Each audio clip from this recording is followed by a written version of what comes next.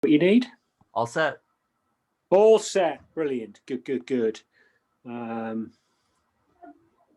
So I think we're there.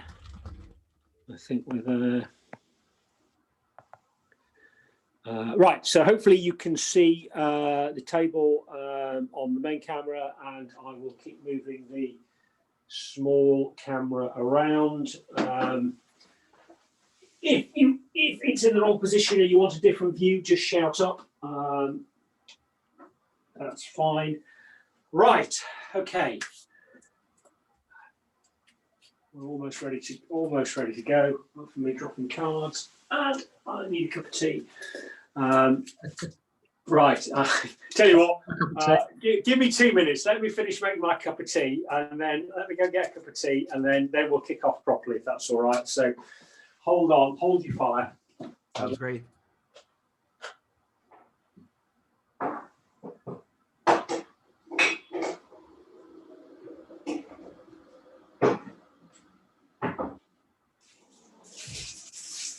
It's quite nice that if somebody drops out, at least we can play in a fashion, isn't it? Be independent on. After not playing for months and months and months, I'm actually double booked today. I should be somewhere. Yeah, should be at 3 o'clock. I've got a muskets and tomahawk campaign thing today. That's cool. Yeah. I have not tried out the new rule set for that. It seems good. I bought the book in March, April last year, ready to start painting everything, and then nothing happened because we all got locked down. But yeah, Right. Boom again, Mike, or something like that. Today, yes, yeah. Going 2 of a campaign, but there are three French players and 3 British players, so we're sort of taking it in turns to be in charge of. So I should have been in charge today, but somebody else is doing it. So. Yeah. The chap goes to the pub afterwards. Yes. Yeah. Very poor performance in game 1. Saw the second in command captured by some Indians. So he's in a village that's being raided today. So hopefully it goes a bit better. No, talking about previous games, I got absolutely smashed this morning, so I hope this one goes a little bit better. What was that in?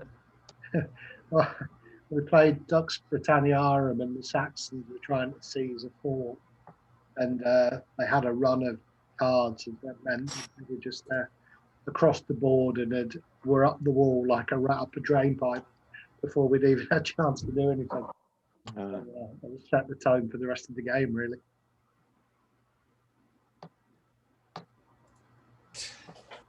I haven't played sharp practice for a while, actually.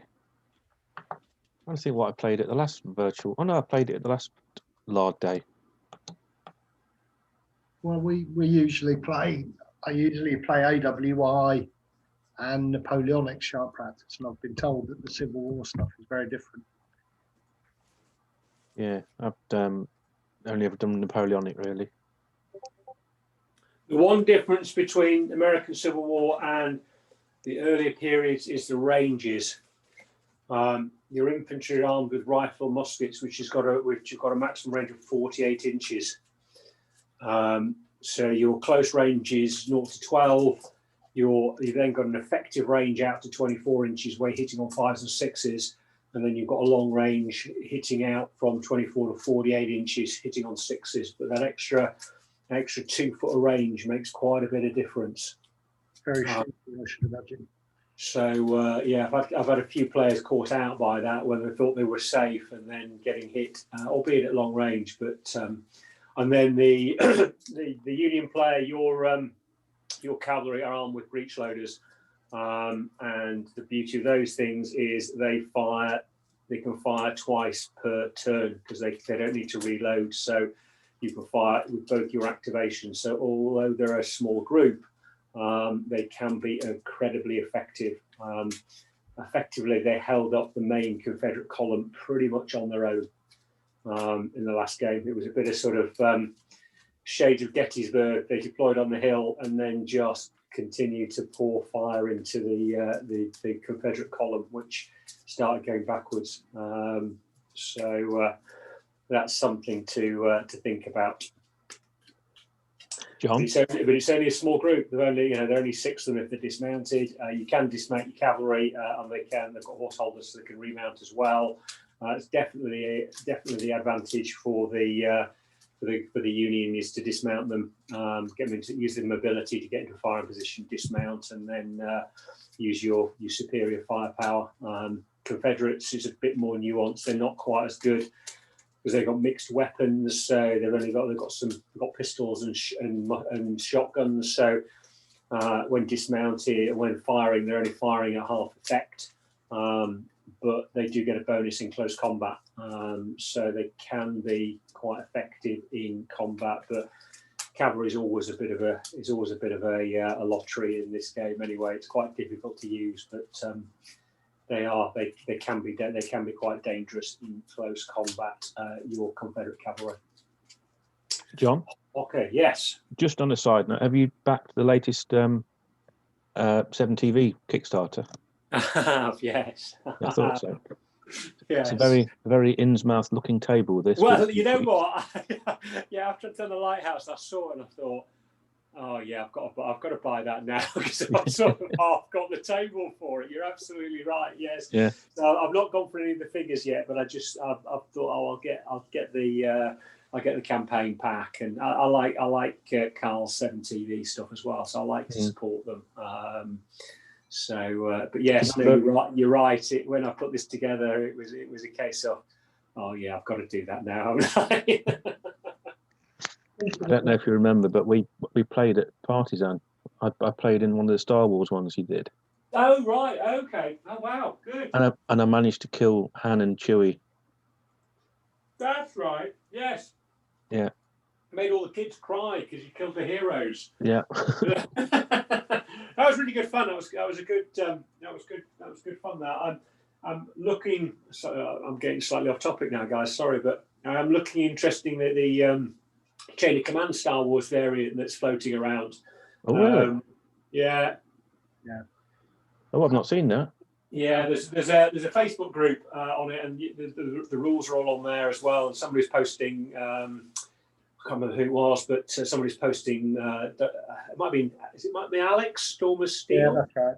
Alex is doing a battle report at the moment, isn't he? Yeah, he's got IT problems or something because he's not there. Anyway, right. I've got 3 of you. That's good enough. Let's get cracking. So, blue flag, Union flag in play. Union Leader 3. So Union Leader 3 is Carve 'em Up. So Carve 'em Up, who is in command of the Zouaves. So you can deploy the Zouaves, and you can deploy them.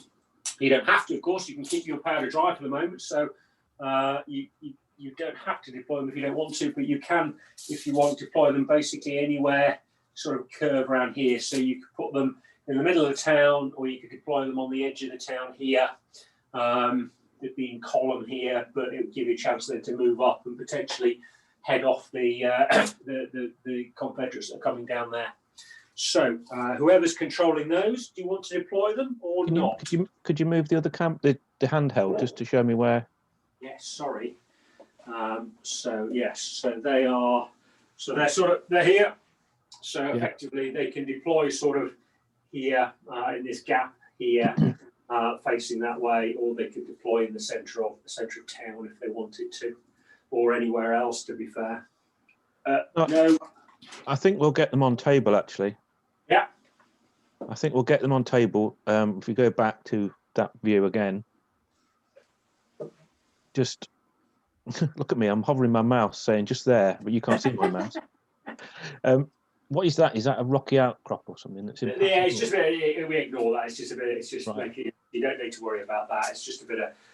It's effectively open terrain. Well, can we have them deployed sort of level with the fence facing? Yes, and a slight angle. At an angle, sort of like that. Yeah. Why not? Yeah. So they'll be in a column, but just across the tracks.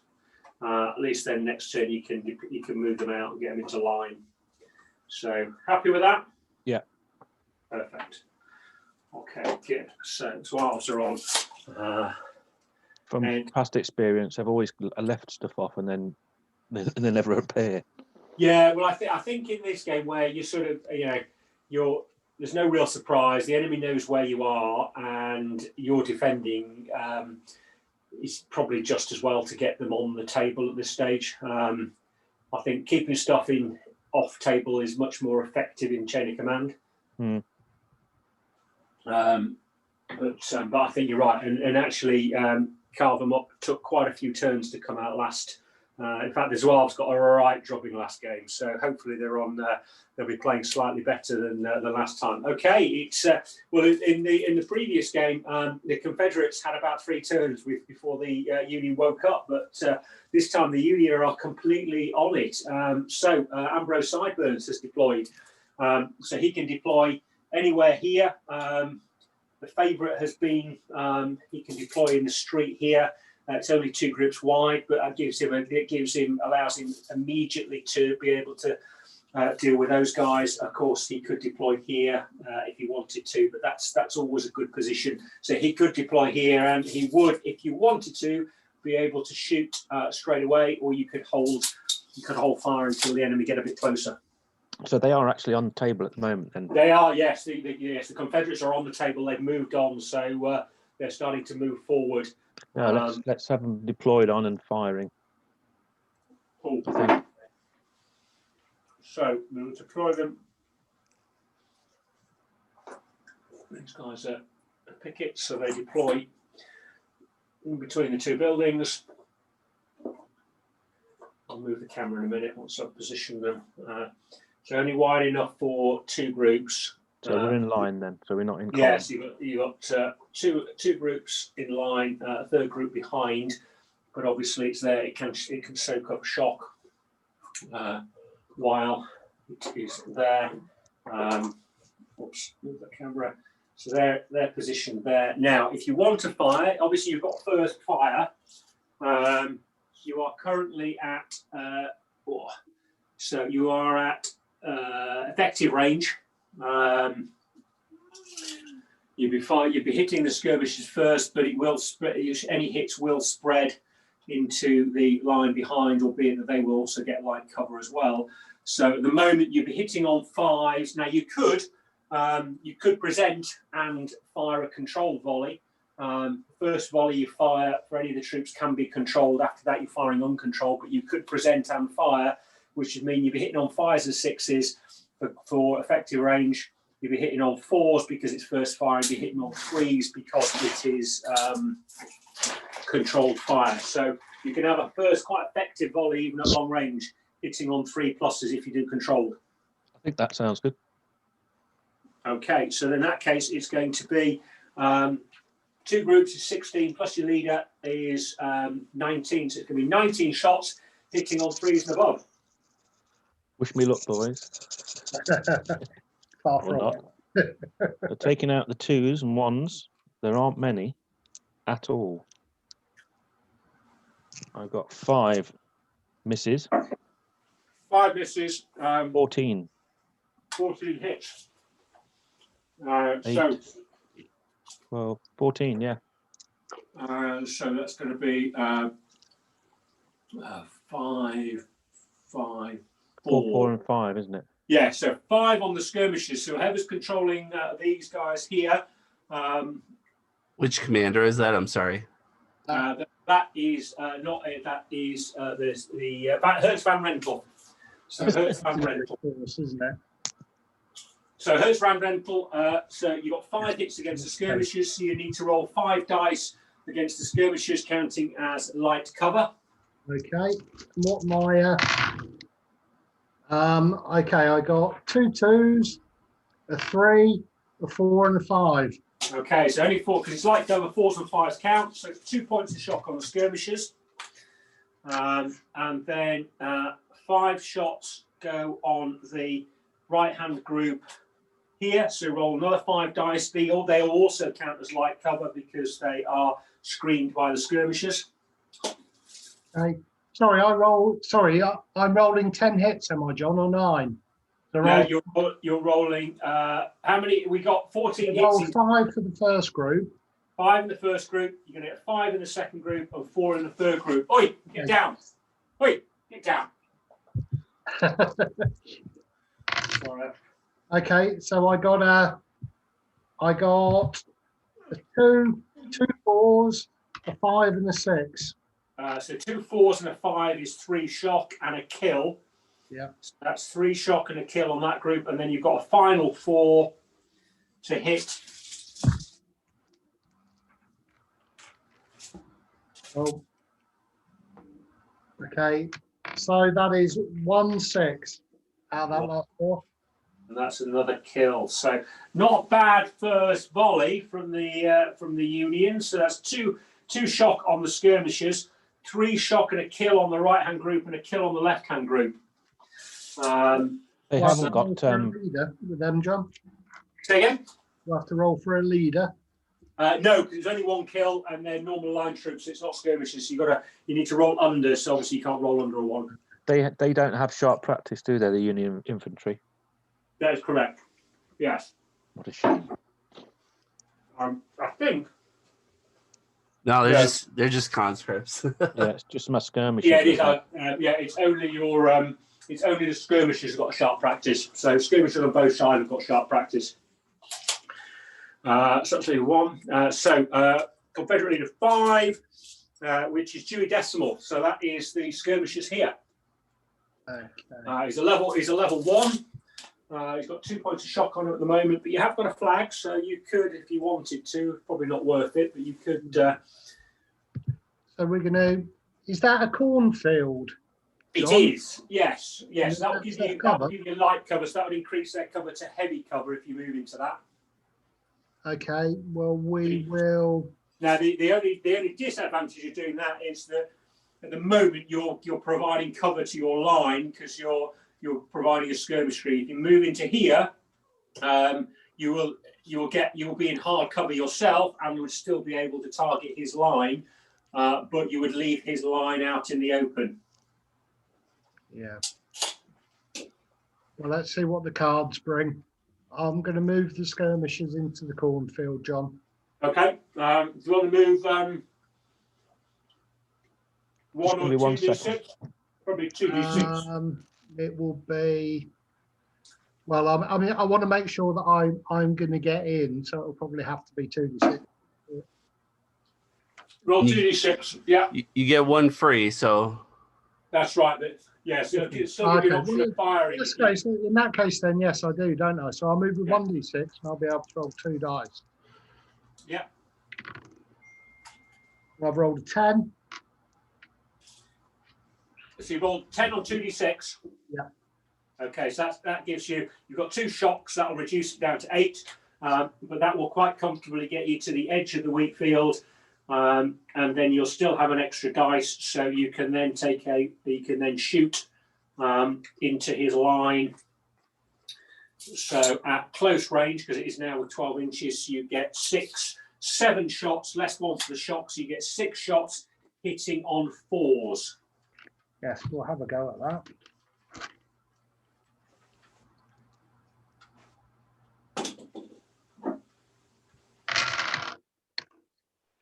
Okay, 1 miss. So I've got 5 hits. 5 hits. Okay, so 3 on the left-hand group in the open. Did the group at the back take some, John? Oh, they do. Sorry, yes, they do. How many hits was that? Sorry, That was 5 hits out of the 6. 5 hits. So it's going to be 2, 2, 1. Yes. So 2 on this group here. What are we in no? Are we in no cover? You're in the open. That's correct. Yeah. Right. Oh, 5 and a 6. So that's kill and shock. 2 on this group. 6 and a 6. Oh, wow! That's some effective rebel sniping. So that's 2 dead on those guys there. It was a dead and a shock on that group there, and 1 on the rear group. 5. Wow. Is a point of shock. So that's pretty good. Now you better roll for your leader. So if you roll a 1, your leader's been hit. 5. So that's 5. So that was a dead and a shock. Sorry, that last one was a 5, wasn't it? Which is shock. Yeah. So that's fine. Okay, and put those there so I don't mess them. Okay, but they are now. Whoops. Let's move that.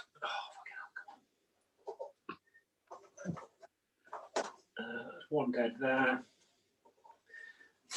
Put that there. They are now unloaded because they had 2 move actions and a shoot action. So they are now unloaded. But that's pretty good shooting. Okay. Next card is Leader 7. So Confederates, that is Clarence T. Potts and the Cavalry.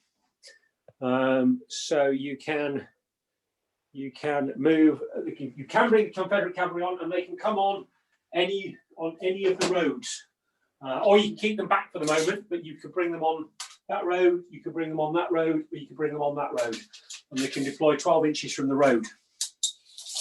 What's your unit, Michael?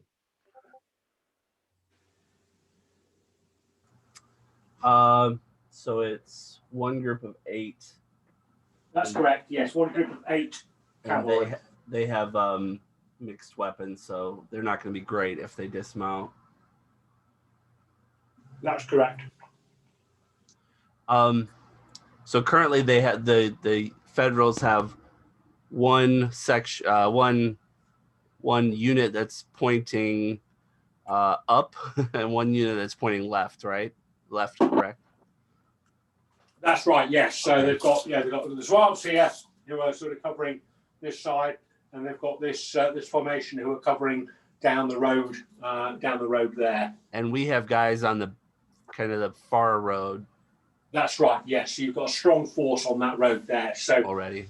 there's a little point in bringing them out there. It's just fun. Right. So it's either a case of bringing them out here and potentially trying to flank down here, or bringing them around here and potentially trying to get through this way, I would suggest. Let's hold them off for now. They're going to stay off for now.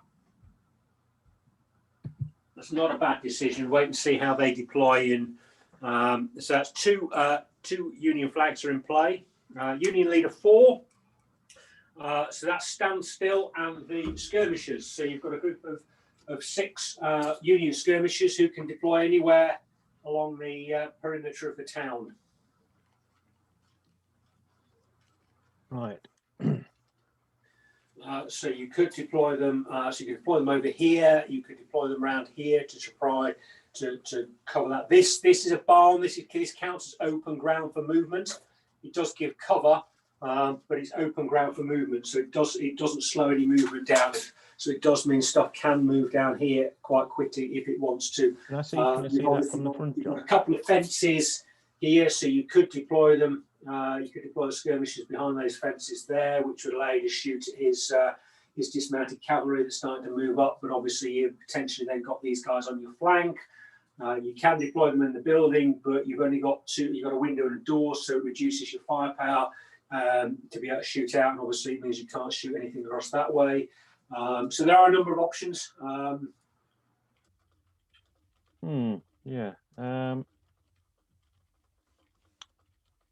Quite fancy a pop at those skirmishes, to be fair. I don't like the way they just hurt me. Can I deploy them behind that building, behind the fence? Across here to shoot across there. Yeah, but not too close. But can I come back a bit? You can. You'll reduce your firepower a little bit if you're probably, because you haven't quite got enough to get. If you deploy them in front of the building there, you get all 6 firing. If you deploy them a little bit across here, you'll probably get 4 firing plus the leader. And obviously he's going to be in hard cover anyway, so that makes no difference. So because they've got a 180-degree fire arc, haven't they? Have they? Yes. And can they can't fire through each other, or they can? Well, I'm sure it's sort of loose. It's not like chain of command. No, that's right. So effectively, if you could deploy along the line and everybody could fire at those guys, you could deploy along the sort of hedge, the tree and fence line there, and everybody could fire that way. Or you could have them in sort of a blob here, where potentially half the group can fire that way and half the group can fire that way. Well, let's just for the minute, we'll have them all firing at the skirmishers. Those guys there. So we'll move them forward a little bit. You can always drop them back with a D6 of movement anyway. I think we want to try and blunt this group over there. And and you've got hard cover if these guys decide to try and shoot you there. So that's fine. So that's going to be 6 plus 1 is 7 shots at close range. It's going to be 4s plus first fire is going to be 3s. So 7 shots at 3s. Painful. Just 1 miss. So 5 hits. So 5 hits all on the skirmishers. No, one miss.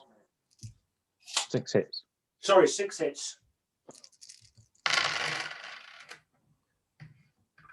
Okay, so I've got 2 6s and a 5. Nice. So 2 kills and a shock. Roll to see whether it's your leader. I've rolled a 6, so it's not. That's fine. So 2 kills and a shock. I don't need to do that. So that's 2 kills off. That's reduced them down to 4 figures. So that's certainly going to slow them down a little bit. And actually, they've got a shot. They've already got a shock, so that takes them up to 3 shock. So you've got 4 guys plus the leader is 5 men and 3 shock on those guys already. So there we go. So they deployed, they fired, and they've reloaded your Union skirmishers. So that's that good. We've still got 2 Union flags in play. 2 Union flags, did you say? Yeah, so you could, if you wanted to, you could play a sharp practice and have I think I will. I think we'll get it in now, just in case the tiffin comes up. Yeah, okay. So that's going to be, it's going to be, you're going to get the leader bonus this time, so it's just going to be 6 shots, but you're hitting on 4s this time because you've done your first fire. Yeah. 4. 4 hits. So roll again, please, on the Confederates. Another dead. Another dead. Wow. They're some pretty good marksmen there. That'd be Barden sharpshooters, those boys. But that's reduced them down to half strength. So 3 men plus a leader is 4 and 3 shock. So that's pretty good going. Next card is a Confederate flag. So there are 2 Confederate flags in play. I don't know whether you can actually see them there. If I put them there, you can probably see them a bit better, can't you? So 2 Confederate flags in play. I'll keep to. Do you want to do anything with those? Even if the tipping comes up, what it does allow you to do, obviously, it allows you then to activate 2 groups that haven't activated already. So that's not a bad thing at this stage, where pretty much all your stuff's on the table. No, I think we're happy, John, at the minute. Yeah, okay. And it's tiffin. So 2 Confederate flags in play. So I think effectively everybody apart from the skirmishers. Yes, because the other one was the cavalry, which didn't turn on. So basically you've got 2 flags, so you can activate 2 groups. So that formation, skirmishers. I think that's fit, isn't it? So 1, 2, 3, 4. So you've got 4 potentials, and you can activate 2 of them. So which one do you want to activate first? So Andrew, if you used 1 on that formation on the left-hand side, the larger formation of 2 groups, you could fire and reload. You could present and fire.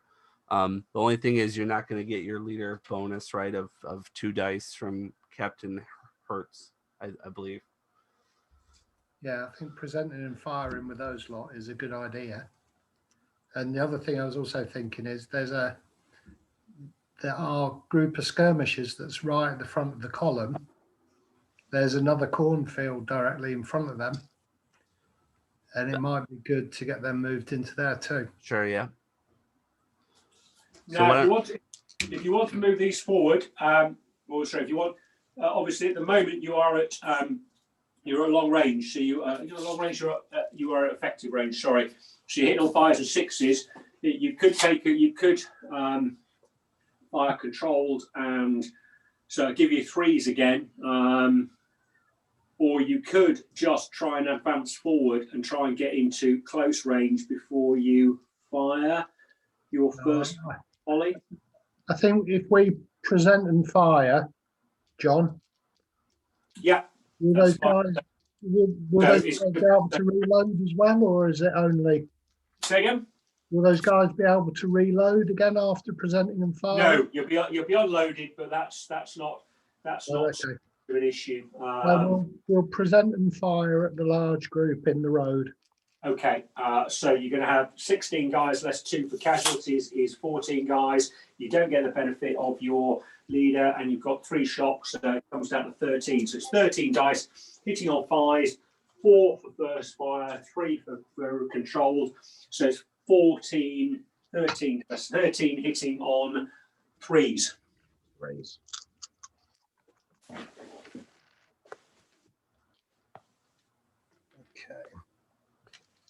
So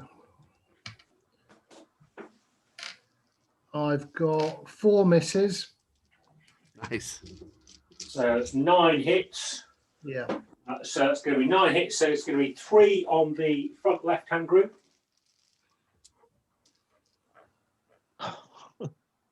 Well, no 6s, but 2 5s and a 4. So 3 shock. So that brings them up to 4 shock. 3 on the group next to them. I don't want to die. I don't roll anymore. 2 5s. 2 5s. Yeah. So that's another 2 shock, and 3 on the rear group. 2 4s and a 6. 2 4s and a 6. So another 2 shock and a kill. Nice shooting. So that was a pretty effective volley, actually. So they're certainly they're taking a bit more hurt than they did last game. We'll put these guys across there because they presented and fired, so they're out of ammunition. And right, and so that's that's one card, and the next card. So we were going to move up the skirmishers that are kind of in the back section. The I guess the ones that haven't activated yet. Yes. So that is Trumpton Riot skirmishers.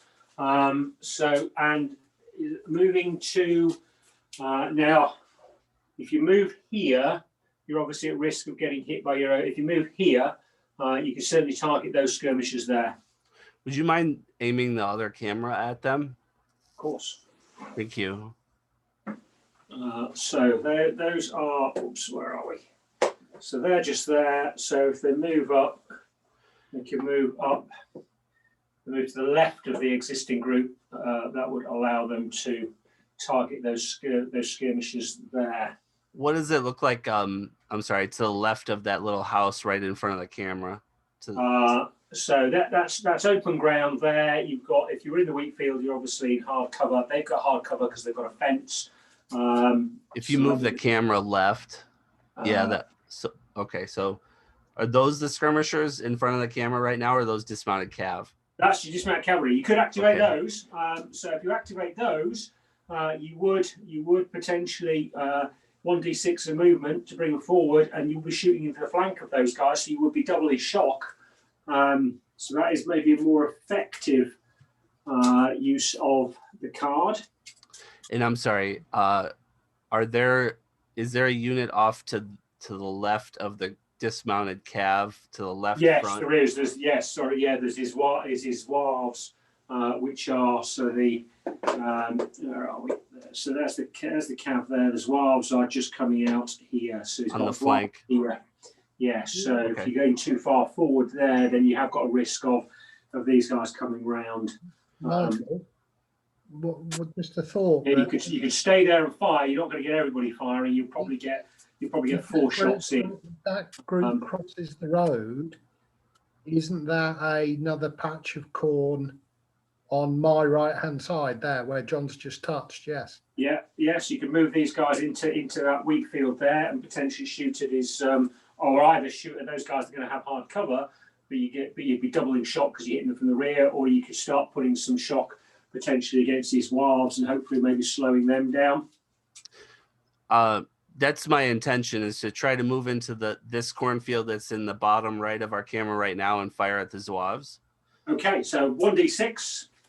Is it what's the estimate of the range to the cornfield right there? It's only a couple of inches, which is why I'm suggesting you can probably you might be able to do what with 1d6. I rolled a 5. That's fine. That gets you nicely in there. So that's effectively your free movement dice, and then you can fire and reload. So you can fire and reload against these guys here. It's not quite short range yet, but it's going to be effective range. So it's going to be hitting on fires, but it's effective. But you're going to be effective range, but your skirmishers, you get +1 at effective or long range. That brings you to 4s, and you get first fire. That's 3. So you're going to get 6 shots hitting on 3s. Here we go. So I missed 2. So that's 4 hits. So it's 2 on the front group of the Zouaves.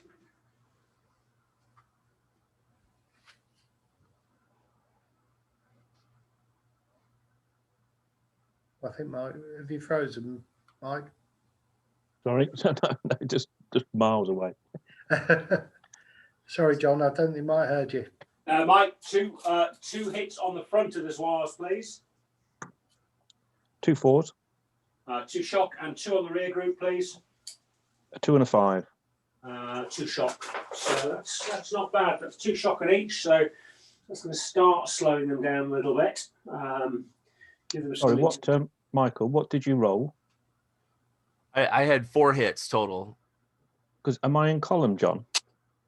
Yes. Yeah, you should have had a +1, but that's fine. I forgot about that. So he was hitting on 3s anyway. So I'll let you off on that. To be fair, you've got a little bit of cover because he's having to fire through some of the wheat field as well. Yeah. So I think that balances out. I think they've hit me enough so far anyway. Absolutely. Okay. Where's my cards gone? Where's my cards? Over here.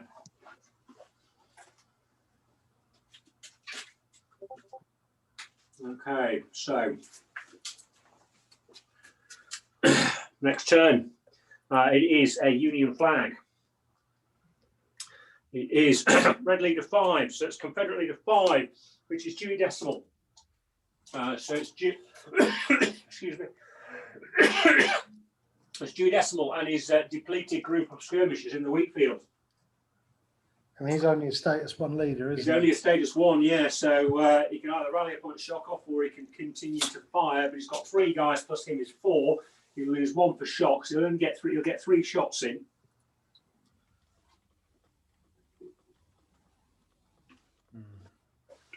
I think we'll take a point of shock. I just think we'll take a point of shock off.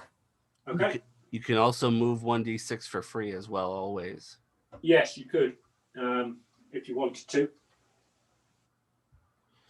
The other thing is, if you take a point of shock off now and don't activate the unit, you can activate them with a flag later. That's because correct. The unit hasn't done anything. Yeah. No, we should do that. We should take a point of shock off and wait with the cards.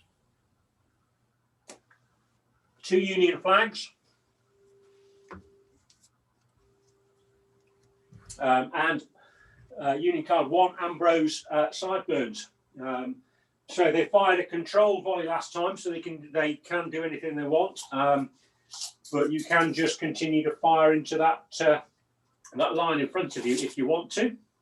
Or he could, and equally, he could order that rear group to do something under their subordinate commander if you wanted to, or you can just leave them there for the moment.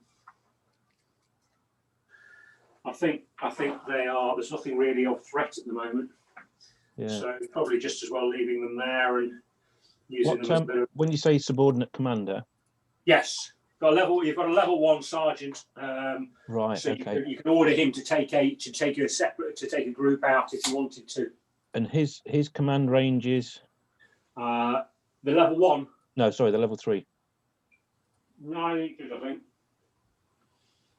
So you could. Are the skirmishers in range? Yeah, they are. All right. Plus, you've also got a lot of shock there, so you might want to. So That you was also the, want to next think about question. potentially about rallying some shock off. What's my shock situation? 4, 5, 3.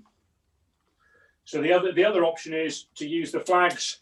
Yeah. To raise, or do exactly as Michael suggested, which is rally usually 3 to rally the shock off, and then potentially use one of those flags on the tip in to activate that as that formation to fire.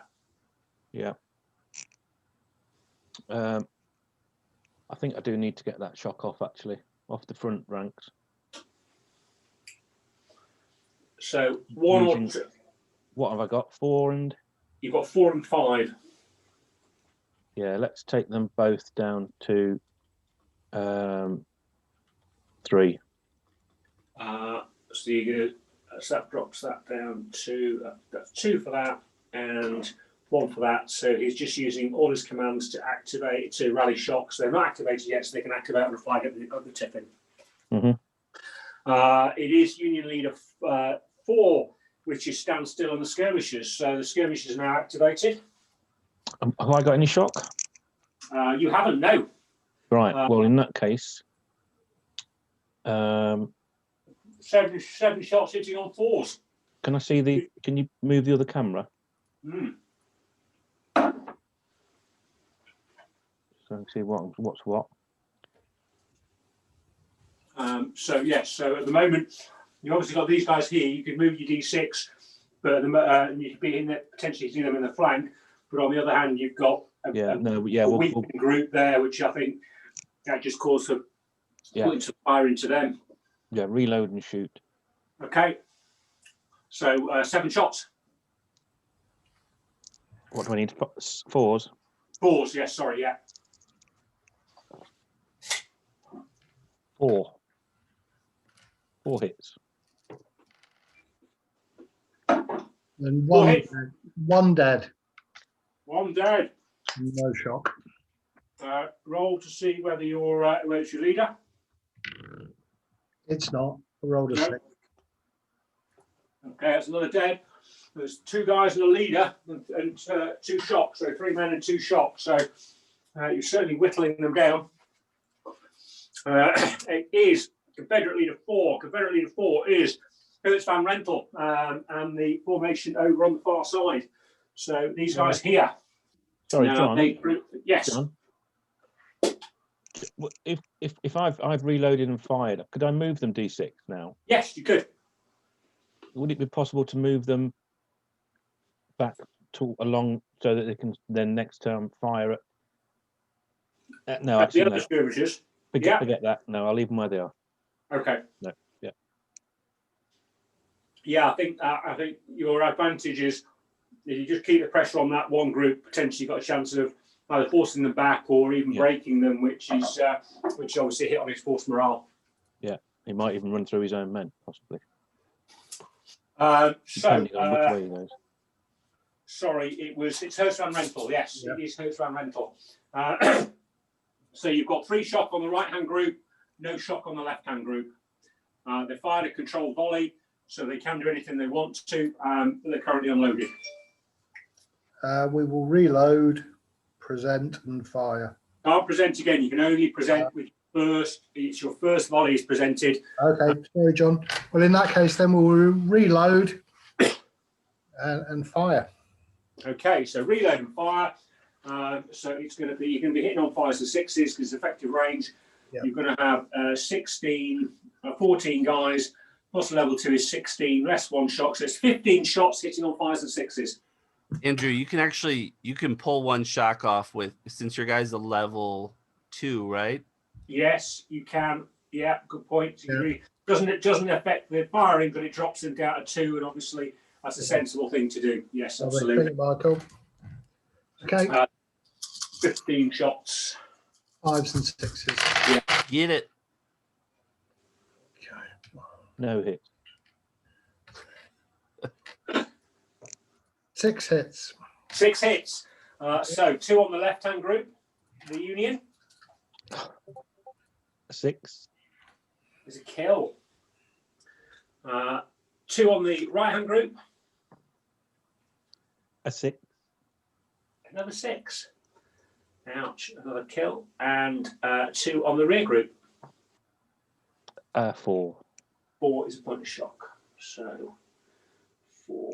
Okay, not bad for long range shooting there.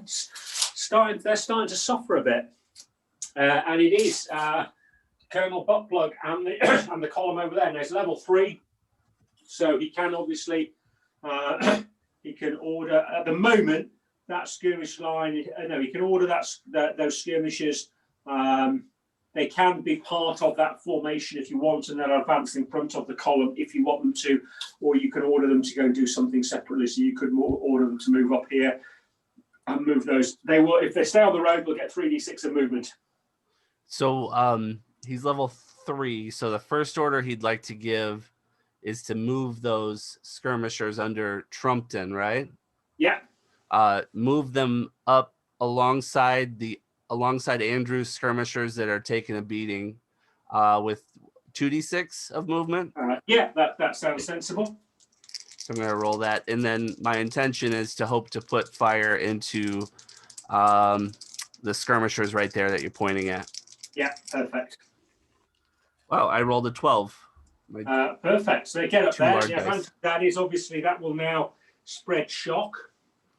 So those guys are a little bit less vulnerable. That reinforces them straight away, and that gives you 7 shots hitting on. It'd be 4s, first fire 3s. So 7 shots hitting 3 on 3s against the Union skirmishers. Missed 1 shot. I got a bunch of 3s, but 6 hits. That's 6 hits against the Union skirmishers. And I'm in cover, aren't I? So You are. You're in hard cover. Yes. what am I looking for? 5s and 6s. I don't want to tell you. Go on. I had 2 2s. Yeah. And let me see, there's 6 6s. 4 6s. oh no. 4 6s. Ouch. Oh no. Right. Okay. That's a bit of roll for your leader. Really? A 5. Oh, he's Oh, safe. Gets away with it. But that's 4 hit. That's nasty. So that's 4 6s, but no shock. No But shots. No. That's certainly reduced They're not surprised. reduced their firepower somewhat, and that's potentially making the edge of the town look slightly vulnerable there, actually. But that was only his first command, so he's got 2 more commands. So I presume he's just going to order these guys to move forward. Yes, they're going to move forward. I guess the column they're in column, right? So they'll just move Yes, forward. yeah. 2d6 and what is column on a road? +1 on each dice. No, you get extra dice. It's 3d6 to move along the road. They're moving up as far as they can. Okay. So I rolled 13. 13. So that's good. So that gets them up to here. Okay. And he has got. I don't think they've activated yet, have they? So he could, if he wanted to, because he's got a 3rd action. And he's now. He doesn't want to. And he's now in command range, so you could order those guys as well, as long as they haven't activated. Yeah, he'll do 1 more. So he rides his horse up with the column, sees those are the dismounted cav, right? So he'll Right. he points them out and asks them to direct fire onto the skirmishers that the other skirmishers just fired at. Ooh, okay. So it's a D6 too, but that's fine. So they can just readjust their fire. There it is just within close range. So it's another 6 shots. He's not commanding it, and he's not close enough to direct the fire because he's not attached to them. But he is going to be 6 shots hitting on 4s. 2 hits. 2 hits. So 2 hits on the Union.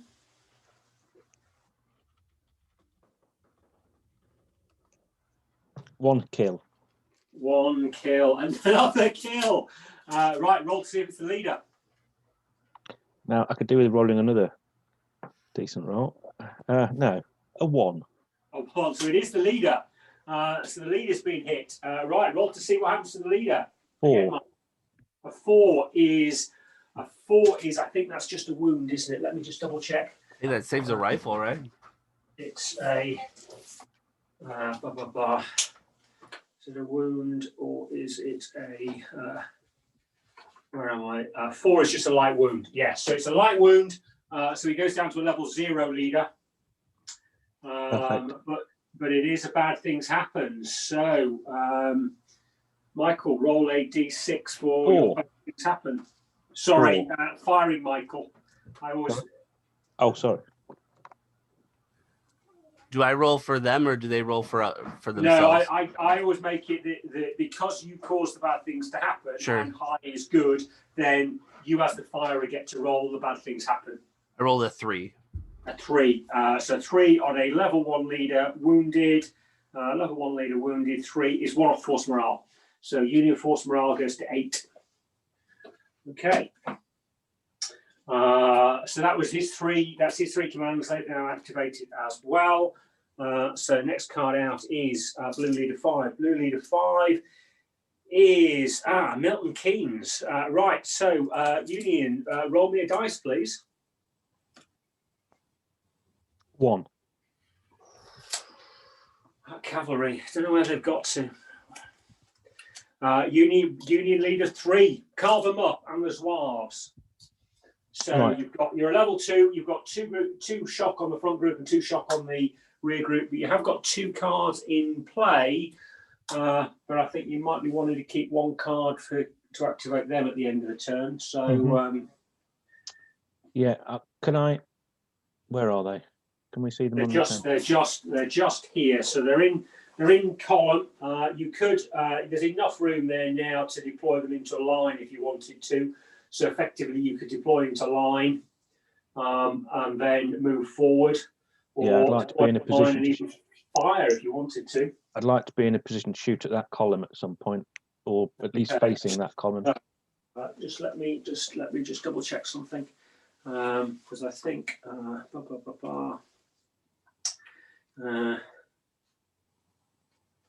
I'd have to wheel, wouldn't I? So they are.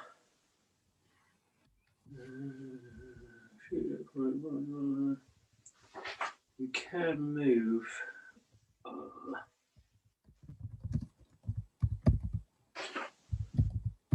If you have the ability, you want to take shock off right before they move because it'll limit their movement. So they can do 2. So are you checking to see if I can form a line and wheel, John? You can do that. Yes. So you could form a line with your troops moving from close column into line. You can form forward to allow the lay group to remain stationary. So that's fine. So you can move. It'll be 1 action to, and then you have 1d6 of movement, which allow you to wheel. So you wouldn't be able to fire this turn, but you would be in a position to fire next turn. Yeah. I need to get in position, I think. Yeah. Yeah. So we'll rally a point of shock off. So we'll take 1 off that group there, and then roll 2d6. Roll the 1d6 for me. 4. 4 less 2. So that's 2 inches, but that's fine. That gets you nicely into a line just across there. So that puts him firmly into your firing arc for next turn. So they've got 1 there. They've got 2. He's attached to the rear group there. Oops. Okay, that's fine. So they're formed up on line, just at the edge there. So they're nicely pointing down the road. Okay, and that's it. Tiffin. So 2 Union flags in play. So the Zouaves have activated. The skirmishers have activated. These haven't activated. I think that's it, isn't it?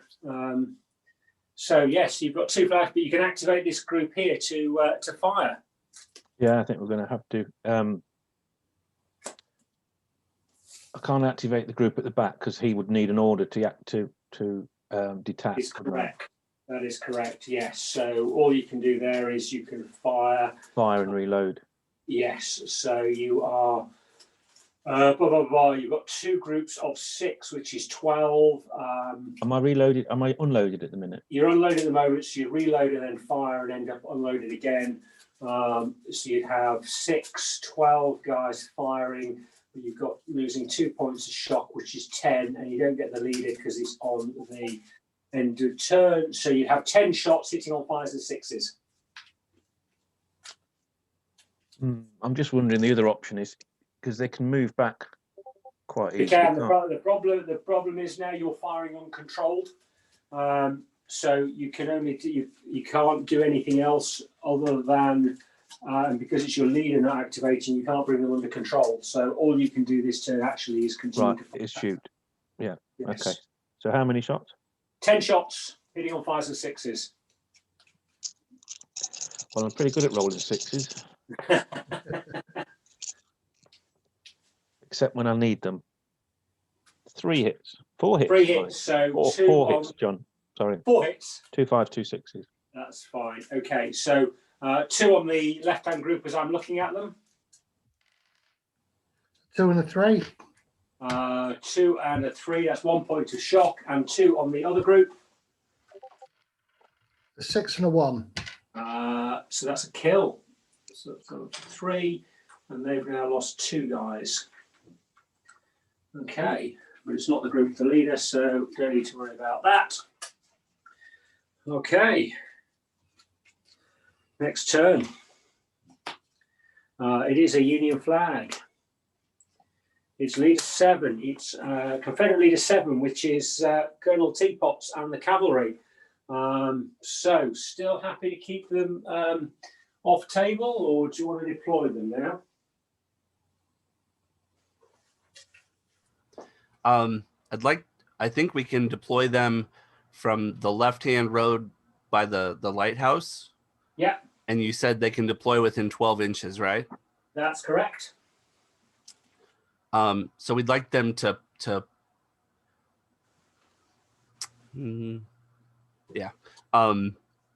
just So deploy out as far as they can up there. So they can deploy 12 inches. So where are we? So they could deploy in a line sort of across here, if that makes sense. That sounds good. And I haven't used cavalry very much in sharp practice yet. They have mixed weapons. Can they shoot from horseback if they're dragoons? They can indeed, yes. So they could shoot. It'll be using their first fire, but I don't think they get first fire though.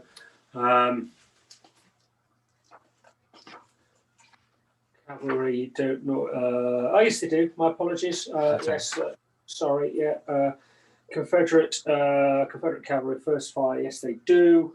Now, I think. Let me just double check. I think the enemy count as one better cover if they are firing mounted.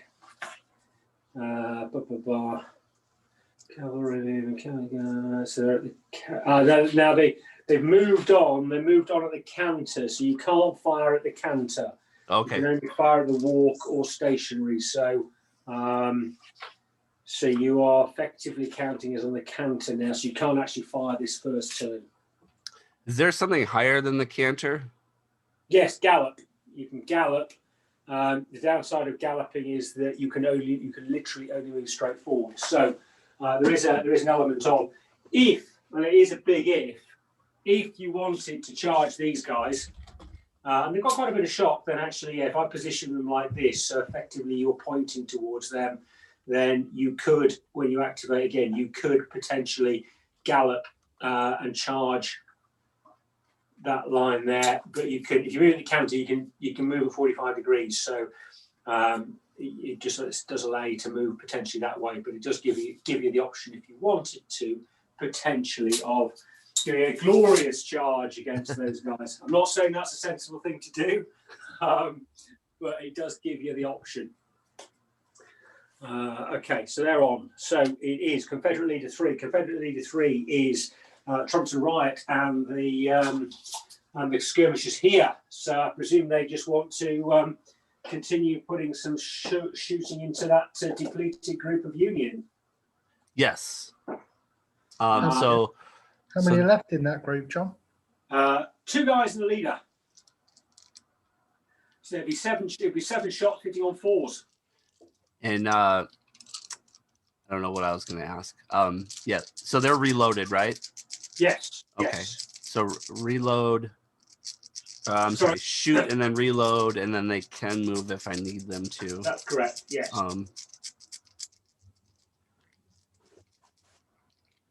Yeah, we'll just leave them there. Okay. So I missed 4 shots. Sorry. So 3 hits. 3 hits. So 3 hits on the Union guys. They're in hard cover.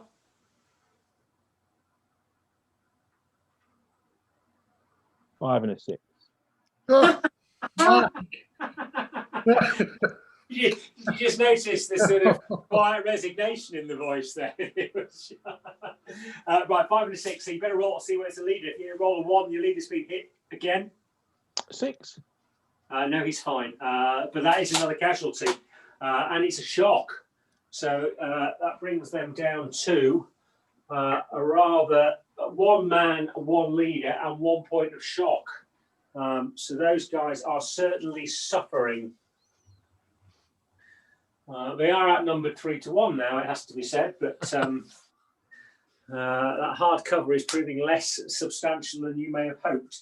It is Union 5, which is Milton Keynes and the cavalry. Right, come on, roll the dice. Let's see if we can get the cavalry on. 5. 5, cavalry to the rescue. The cavalry to arrive. So the cavalry can deploy anywhere within 12 inches of that road. They can deploy dismounted if you want, or you can deploy them mounted. Now, can these fire in the saddle? You can deploy them dismounted. And they've got loaded, so they fire. So effectively, if you want, you could deploy them on the hill here and fire. Yeah, I think that's a good idea. I'm bending the rules slightly there, actually. I don't mind that. In fact, I'm going to, yeah, so they can deploy, so they move on to there. They can dismount for action, and then they can get 1 round of shooting. Now, coming back to your cavalry, Michael, I did say that they had to come on the canter. They don't have to, because I'm letting these guys come and do. So if you wanted to, you could bring these guys on at the walk and fire. But the downside is then you can't go straight to a gallop. So I'll leave them. We can leave them how they are. That's fine. That's cool. So that's going to be 6 guys, plus the leader who's level 2, which is 8 guys. So 8. And at that, they are shooting into the rear of the dismounted cavalry. So it will be 8 shots. It's within close range. So they'll be hitting on 4s. It's first fire, so they're hitting on 3s. So it will be 3s with 8 shots. Can they see the column yet? They can, and they're on the hill. So if you want to, I will allow you to shoot over those dismounted skirmishers and shoot at the column, because you are higher up. You are on the hill. So if you want to shoot at the column, you can do. And what Obviously, the column is an effective range. You'll be hitting those on 4, 5s, and 6s. And then they're in column, so. No, because it's an open column, so you don't get +1. Oh, they're in open column, right? Yeah. Oh, in that case, we'll have the skirmishes then, I think. Yeah. Okay. So 6, 7, 8 shots hitting on 3s. 5. 5 hits.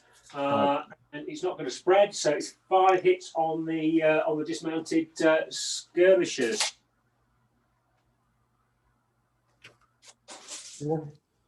And so I'm in heavy cover because I'm skirmishers. That is correct. Yes. So 5 and 6, but shock is Doubled. So I got 1-6. 1-6. So that's a kill. Is that it? Yes, I got. Just the 1-6. Then no, they're not. These days don't count as skirmishes, so we don't have to roll for the leader. So that's fine. So that's their 2 actions, because one was to dismount and the other is to fire, but they're in a position next to fire. Leader 1. So it is Ambrose. Ambrose Sideburns in the centre. 3 shock, 4 shock.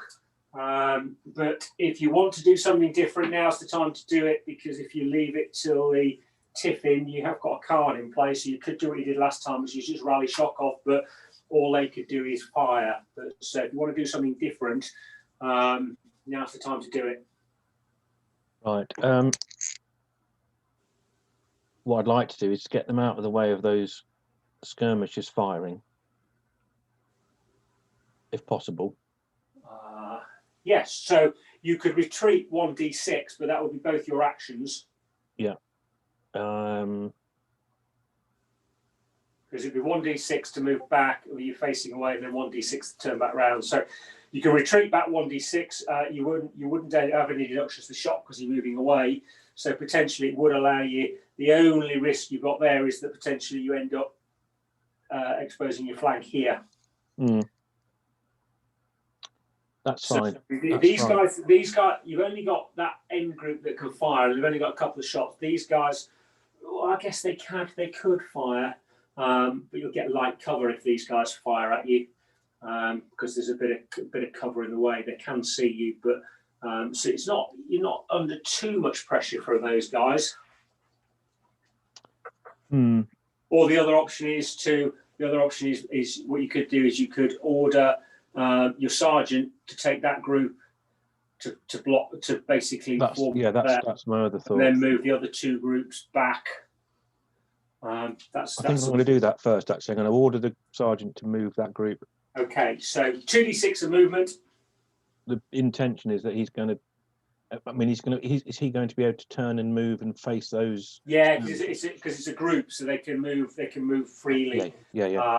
So but you probably need to roll, because you will deduct the shot because you're moving back towards the enemy. So you will need to roll 2d6, I think. I've rolled 10.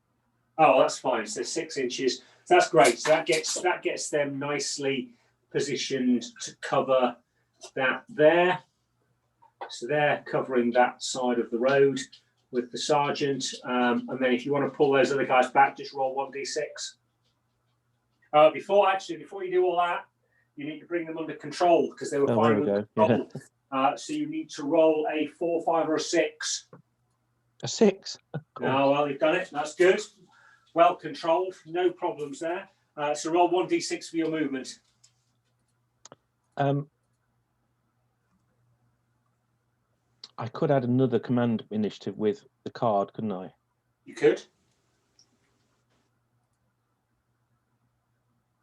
Mind you, they haven't got sharp practice, have they? No.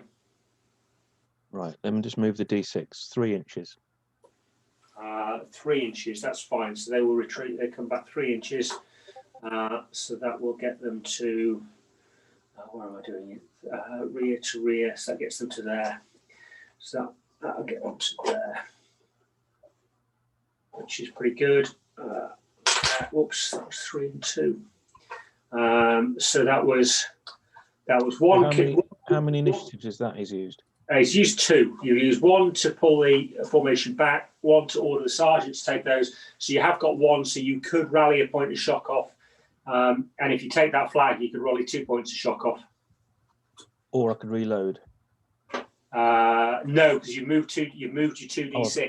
I've moved. So yeah, so you can't reload because they've used all their actions to move, because otherwise you'd be facing away, which you really don't want to be doing. No, I'll take 1 point of shock off. Okay, so we'll take 1 point of shock off these guys here. Okay. So what's my shock at the moment? 2 on the left-hand group, 3 on the right-hand group. Oh, sorry, I've got the other camera now. Yeah. Okay. Okay, that's interesting. Okay, so and that's Tiffin. So, so you've moved all those guys. Leader 5 was your cavalry. So you've got your Zouaves to activate and your skirmishes to activate on the one flag if you want to do that. Are there no Confederate flags? There are no Confederate flags. No. Right. What can the Zouaves see? So the Zouaves can see. They can see the skirmishes in the wheat field, and they can see the column behind, but obviously that will be like cover and at a long distance. So is there room to get those skirmishers out of the way through past the sergeant's group? These guys here. Yes.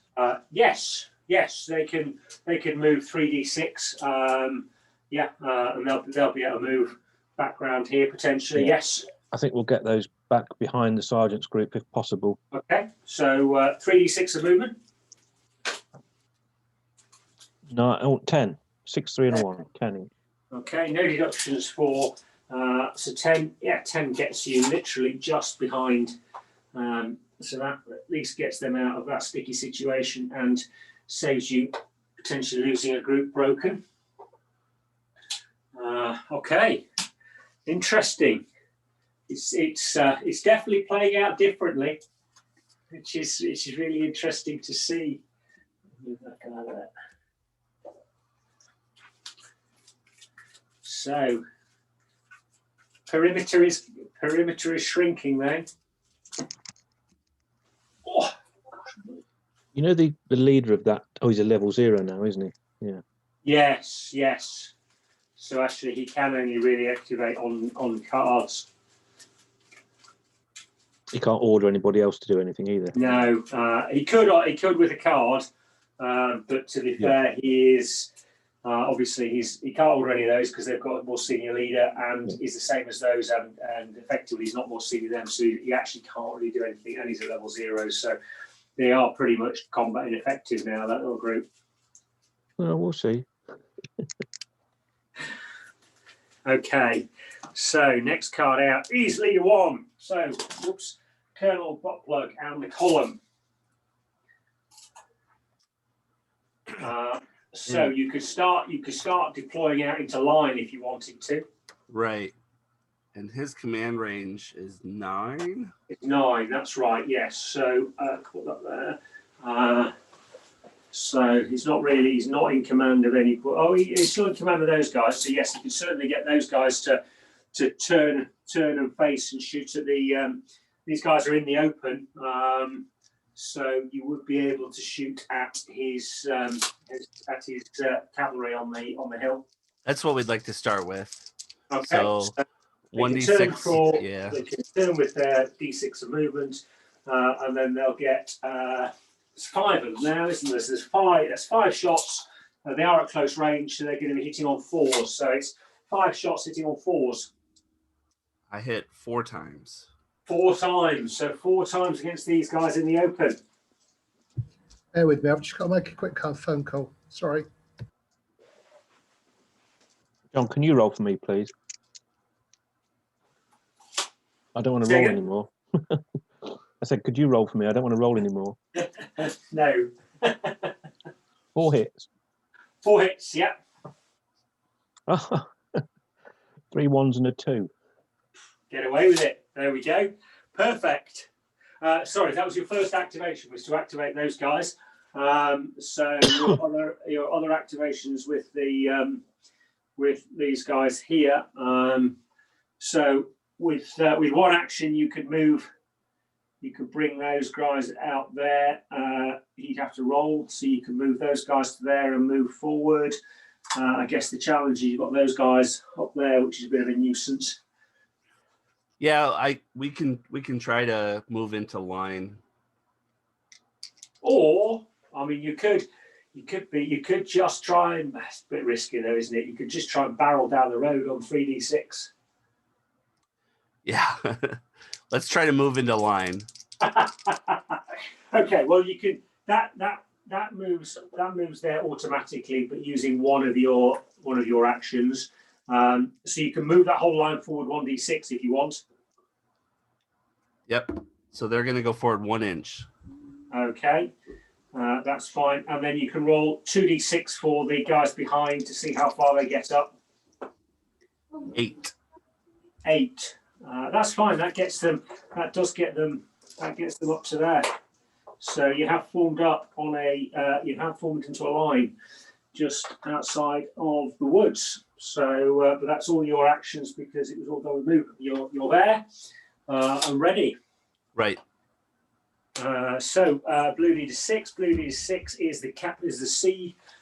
There's the sailors, but there's nobody close enough for them to activate. So it is blue leader 2, which is the subordinate leader over there. So he's got nothing to do at this stage. The next one is red leader 5. Red leader 5 is Dewey Decimal and his small group of 2 remaining skirmishers. So do you want to just keep rallying shock off with those? Yes, please. We can't really do much else at the moment. So that takes. So they're back down on one shock. So they're looking a little bit more comfortable. There is a blue flag in play, and it's tiffin. Confederate. So basically, everybody apart from nobody on the Union side has activated. So you can activate any of the Union troops that you would like.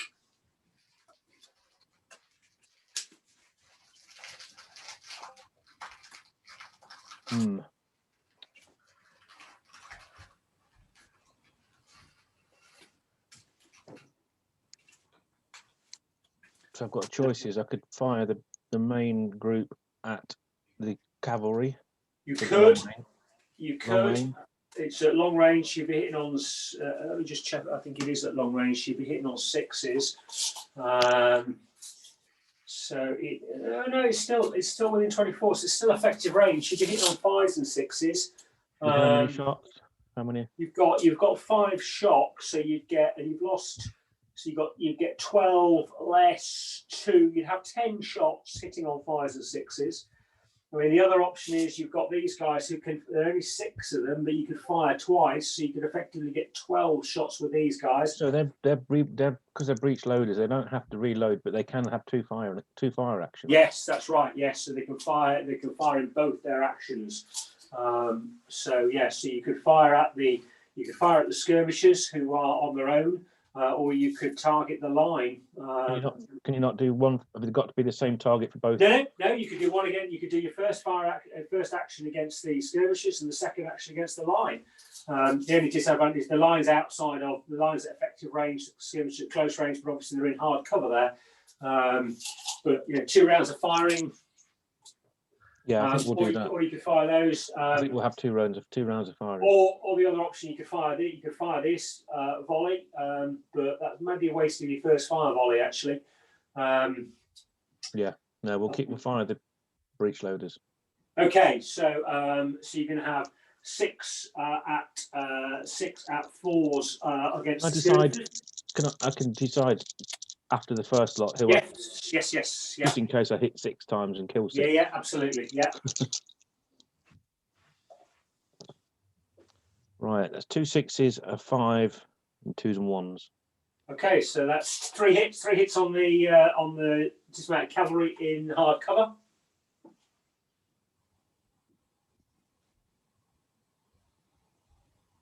I'm sorry, I was muted. I got a 1, a 1, and a 6. So it's a kill. So that's 1 kill. They're not skirmishers, so the leader is fine, but it's a kill. Second round there, what would you like to fire at? Same again, I think. Same again. So another 6 shots on 4s. 3 more again. So 3 more again, please, Michael. I got a 5, a 1, and a 1. So 5. So it's a point of shock. Okay. That's a point of shock. So starting to whittle them down a little bit. Okay. Right, next turn. What have we got? We've got a Confederate flag. We've got a Confederate flag. We've got Confederate Leader 6, which is that is Trumpton Riot and the other group of skirmishers. So They have no opposition in front of them now. So the route into the town is looking pretty open. And would you mind panning the camera left a little bit? Of course Please? not. So does that help? Yes, thank you. So you've got these guys over here. You've got this guy in the road here, who, to be fair, you can just about see, but they'll have hard cover. You obviously can't see those guys, but you could try and move in and infiltrate into the buildings. Getting some skirmishes in that building could be a real pain in the ass for these guys. But it'll probably take a few moves to get there, because there's plenty of obstacles in the way. But that is an option for you. So I'm gonna try to do 1d6 of movement up to the edge of the fence and that tree right in front of me to the right, and then they're gonna try to they're going to reload and fire at the Zouaves off to the left. Okay. That's fine. Now, do you want to stay this side of the fence then, if you're fighting at the Zouaves, or do you want to get? You're trying to get effectively into cover. Yes. Okay. I rolled a 2, so I don't. It's probably not going to get me all the way, but no. So two will get you to there. So you can certainly from there you can reload and you can fire at the Zouaves from there. That's absolutely fine. So. Yeah, that can go to there, and you'll be firing from there. So it is at effective range, but because you're skirmishers, you get a +1, and over close range, so you'll be hitting on 4s. So it'll be 6 shots plus the leader, 7 shots hitting on 4s. 3 hits. 3 hits, so 2 on this nearest group.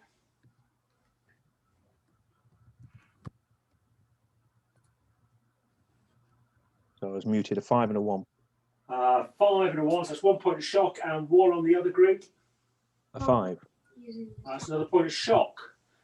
Okay, so a couple points of shock. That's not bad. Leader 1, so it is. It's Ambrose Sideburns again. So he is obviously he can order everybody here if he wanted to. So these guys have moved back. They haven't fired, so he can fire those at the cavalry if he wanted to, and he could order these guys to fire. They could fire into the flank of the skirmishers. Yeah, I think I'll use his first order. I think they'll count the front because they're not quite in the flank, or he could fire at the. But they are just in close range. Those are effective range. So. He'll fire at the skirmishers, I think, with those. So first, and then you can rally another point of shock off you on this. If I bring that shock down to 1 on those, no, actually, yes, because you can only rally that shock off there.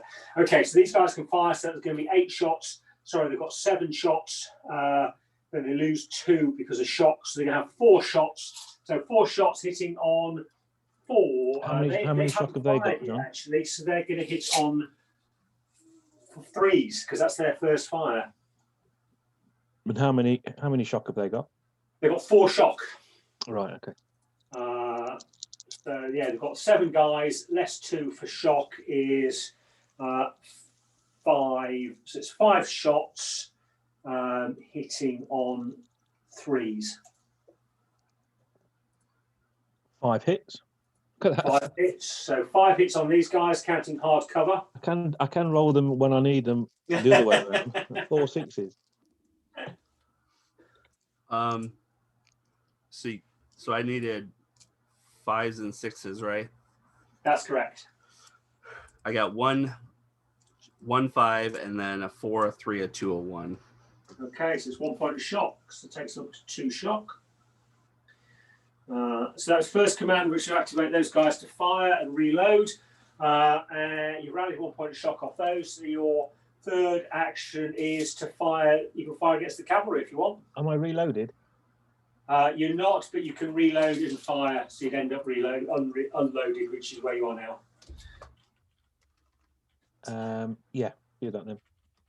So you're going to have 12 less 1 is 11, plus 3 is 14. So 14 shots hitting on 5s and 6s. This said the cavalry. Yes. Oh no. Are they in a column or are they just in? No, they're It's just a a group, blob. is it? I can't see how many there are on. Not on There's this eight, view. there's 8 of them. 8 of them. Nearly 2 bullets each. Well, I say 2 bullets because I've just rolled 7 ones. Oh jeez. I've got a 5 and a 6 though. So 2 hits. 2 hits. Oh. Okay, so that is going to be 2 hits against the cavalry. I matched it, a 5 and a 6. Oh, it's a kill and a shock.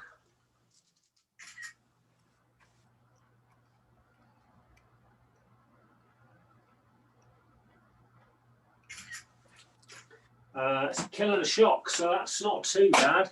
Could have been a lot worse than that then.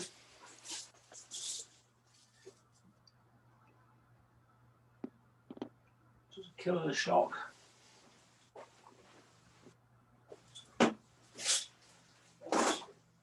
Okay, so that was leader 1 all done. There are 2 Confederate flags in play. There are 3 Confederate flags in play. Confederate leader 1. So, butt plug over here. A butt plug. I can't. He is in command range of the skirmishers. Obviously, at the moment, the skirmishers are slightly blocking his fire. So he's gonna order. He'll tell. What is this? Is that Trumpton in front of him? That is. I'm sorry. Boston Tea Party. Oh man, Andrew, did I take? I took all your troops. I'm sorry. One of either the cavalry or the dismounted should be under your command. I'm sorry. That doesn't matter. You're doing a great job. He's gonna. You can command the cavalry now. The horse cavalry, Andrew. I'll command the dismount. He's gonna order Trumpton's dismounts to use 3d6. I'm sorry. I guess use 2d6 to try to move back to the left into those little. Yeah. Sorry. Yeah. Okay. 2d6. I rolled a 6 total. 6 total. Okay. Well, that's from where the figures are. That will get them. That will get them to there. So I'll get them out the firing line anyway, because he's the leader. And then they'll lose their they'll use their last action to shoot at the Zouaves, I guess. Yes. I'm sorry, the skirmish, the dismounts, because they use 1 action to move, 1 free move, and then 1 to shoot. The dismounts. Sorry, say that again. So I'm still ordering the dismounts, right? Ah, sorry. Yes, but you've rolled 2d6, which means you're pointing in that direction. Okay. Yes. Yep. You could use your 3rd d6 just to. Yeah, they'll just face. Just to turn around to face those. For sure. Yes. For sure. Sorry. Yeah, I'm with you. Yeah. And then I will order the main formation to fire straight forward. Fire straight forward. Okay, just bear with me a second. Sure.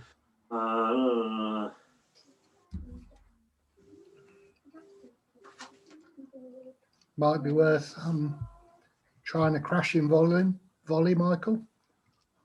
It's your first fire with those guys, isn't it? It's a good idea. I almost never use that. You're firing the formation, so effectively you will fire across. You'll pretty much hit everybody in there. So it will be because you'll hit those guys as well. So and crashing volley is for Confederate infantry. Crashing volley is 2 die, 2. So you've got 2, which will double shock. Yeah, let's do it. So they are going to be. It's all effective range. So it'll be 5 and 6. It's first fire, which is 4, 5, and 6. You could because those guys haven't fired, you could present and fire a control volley, So a controlled crashing volley would be even more effective because that would bring your hits down to, that would give you hitting on threes. Let's try that. So that'll be 3 8 to 24 plus 3 for leads. That's 27 dice hitting on threes. Let's try it. All right, I'm gonna roll them all.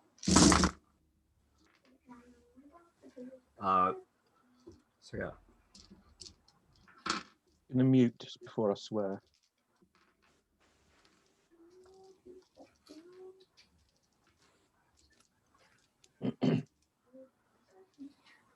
I hit 20 out of the 27. 27, yes, that's right. So 20, I'm sorry, I hit 20 times out of the 27. 20 times, okay, and there are 3 groups. So that is going to be, Seven. yeah, so 6 on those guys, 7 on those guys. 7, 7, 6. Okay, so 7 on the cavalry in the open. So what does this need? This needs. Ideally, you want to be rolling as low as possible because 1s and 2s won't count. Anything else is going to be 3, 4, 5 is going to be a shock, or a 6 is going to be a kill. Right, well, I've 4 shock. 4 shock, but it's doubled because it's a crashing volley, so that goes up to 8 shock. Okay, so you're going to have against these guys here. You're going to have where are we? 7 against these guys. Again, rolling again. Oh, well, that's better. That's well, I've got 1 4 and everything's below that. So. I've got any 3s. 2.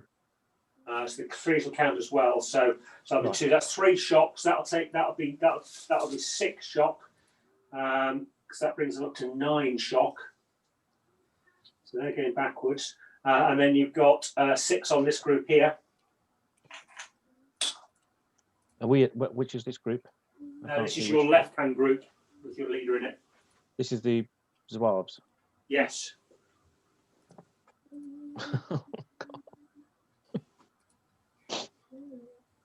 Well, I rolled a 4. You're rolling. 5.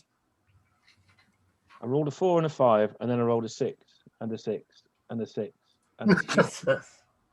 Right. Okay. So that's 3 dead. 4 dead. 3 dead. 4. 4 dead. 4 dead. Bloody hell! Ouch. 4 dead, and how many? And how much shock? 2. 2 shock, which is doubled up to 4. That is the most effective volley I think I've ever seen. That was pretty good. Right, bit of roll for your leader. See whether your leaders hit. 3 or below, your leaders hit. 2. Better roll to see what happens to carve them up. 2. He's dead. So he's killed, but that does mean that saves you from losing a whole base. So that's just 3. But these guys are really in trouble now. I'm glad I can't see them. Sorry. You probably don't want to see, to be honest. So they are. Are you walking? So these guys have got 8 guys and 9 shocks. So they're getting back an inch. These guys have got 5 guys and 9 shock. So they're going back massively. So they basically retreat off the table. And these guys go, so that's taken them off. They've effectively fled, and these guys retreat an inch back. But that's 3 bad things. It's a lot of bad things happen. It's a level 2 leader killed. Let's start with that. And you would like me to roll for it, right? Yes, please. I rolled a 4. So a level 2 leader killed is a 4. It's only 1 off force morale. That's fine. But you force 2 groups to withdraw. So roll 2d6 for me. So roll 2 dice for me, please. A 2 and a 6. 2 and a 6. The 2 is no effect. The 6 is 1 off the force morale. And you've broken a formation. So roll again. A 6. 2 off the force morale. So the Union force morale is now 4. That was awesome. That was Andrew's suggestion for the crashing volley.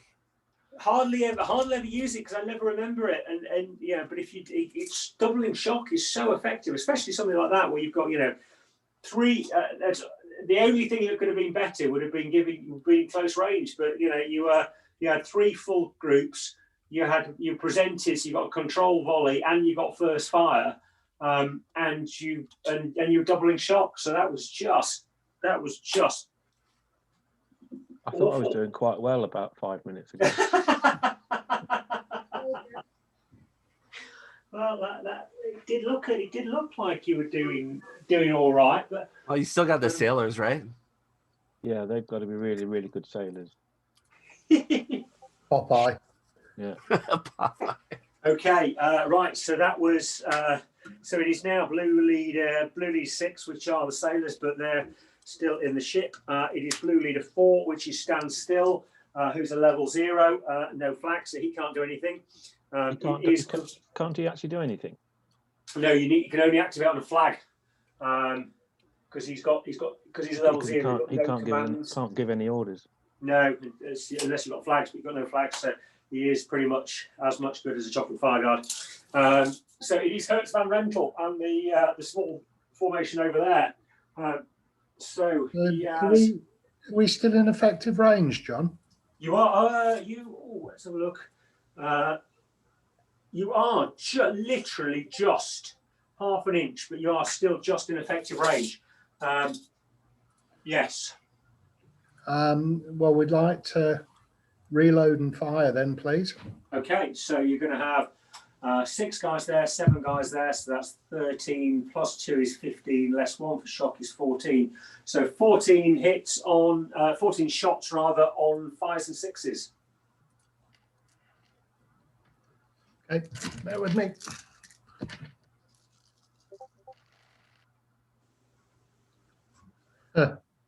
Okay, that's a bit ridiculous, really. 1, 2, 3.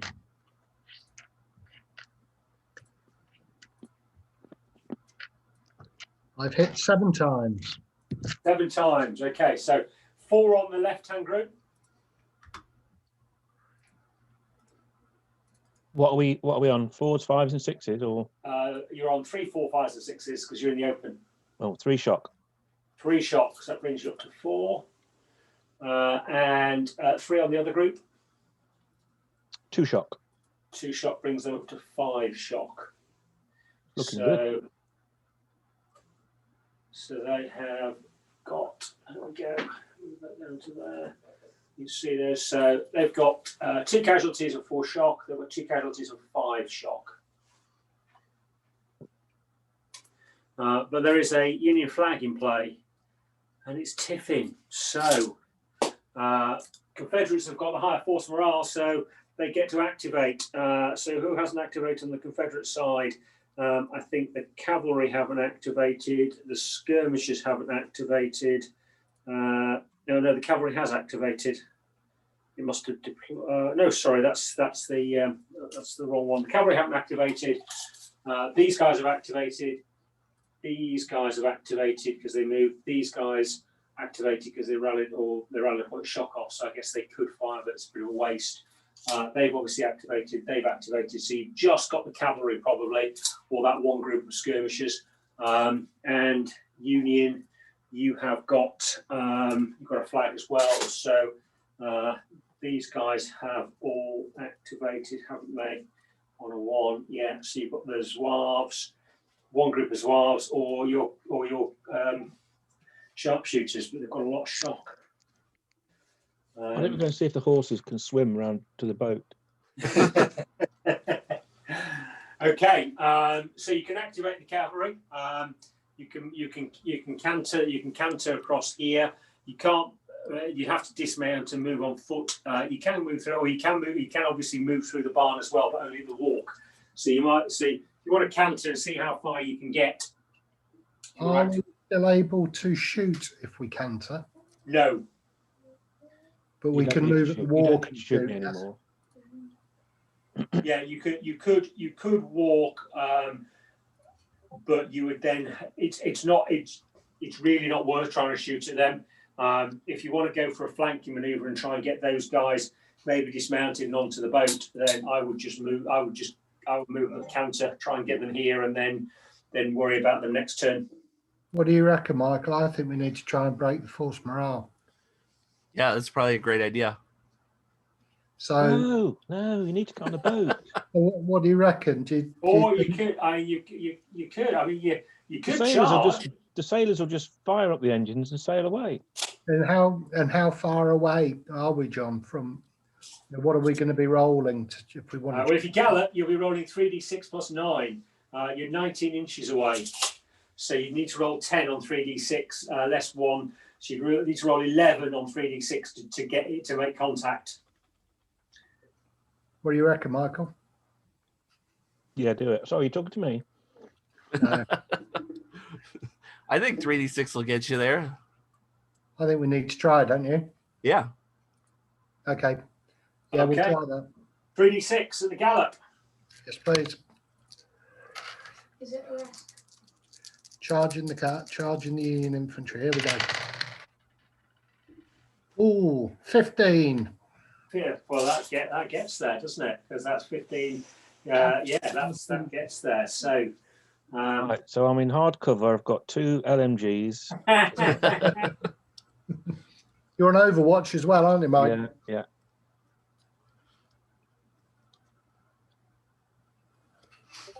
I actually just painted some Union Ketchum grenade equipped guys from Steve Barber's miniatures. You need some grenades to toss. Right. Okay. Now, where's my camera gone? Would you mind taking a picture of the charge, John? That's quite. No, I will do indeed. Just wanted to double check something. Did I deploy those caltrops or not? I think you forgot. Oh, I forgot, didn't I? Oh.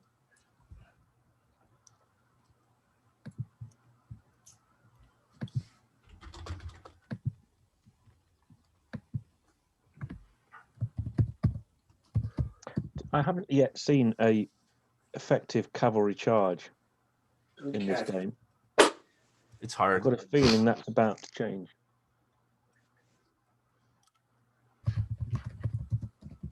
I only ever see them happen. Yes, they might win, but then there's 2 men left. That is the problem with close combat. It is incredibly deadly. Now, to be fair, as per the rules, you don't have to contact both groups. You can just contact a group on a group, which is probably advantageous to you, to be fair. I know the frontages don't quite work out and it's a bit gamey, but that's otherwise you have both groups fighting. As it is, you have one group fighting with one group in support. Okay. Whatever Which you I think is right, John. which is probably the advantageous, albeit. No, I think the bloodthirsty Confederates will just see a line of men and will just discharge them all. I don't think they're just we'll go for that one group on the side there. Now you've got your Sam's Colt equalizers, so you can roll 7 dice, and on a 4, 5, or a 6, it's inflicting a point of shock. Well, let's try that then, shall we? Okay, so 7 dice.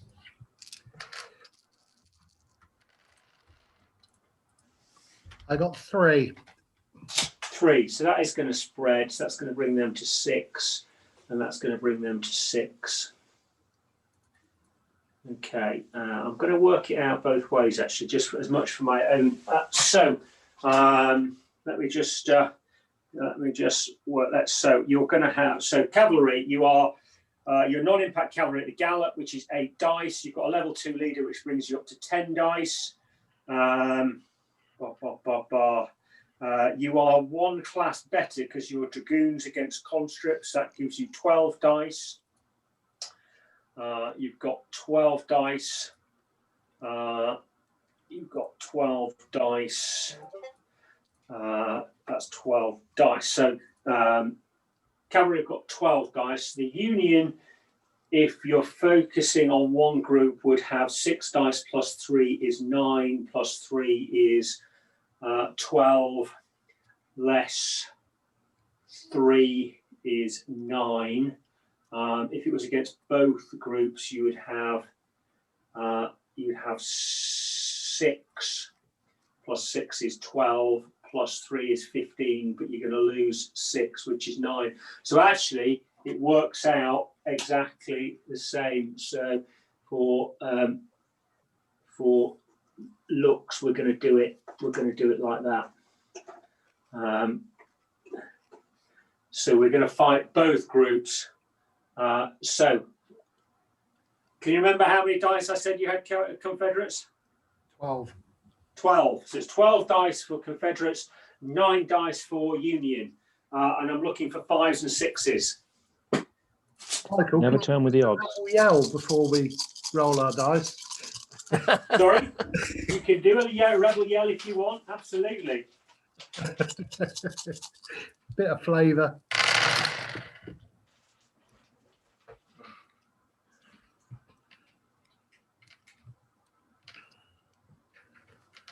I got 5. Oh, so did I. 3 6s, 2 5s. So 3 6s against the cavalry. Is that right? 3 6s and 2 5s. And against the foot, I got 2 6s and 3 5s. 2 6s, 2 6s, 2 6s, and 3 5s.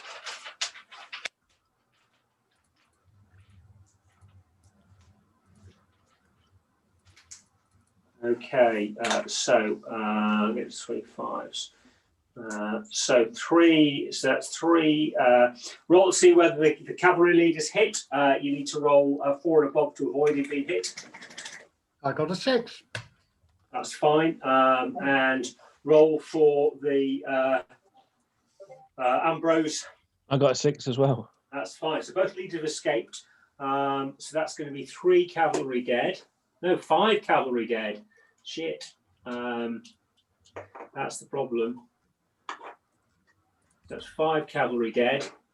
And that's going to be 5 of these guys dead. So they're going to lose 3. So it's going to leave them 3 left. And that's going to leave them 2 left. They've now got 3 shock. And they're going to have 2 shock, which brings them to 7. Shock's going to do it, I think, guys. 7 and... Does that mean I just run away and jump on the boat? Help the sailors? Okay, so... I need somebody to shovel the coal. So that is going to be... I think that means that we need another photograph of that.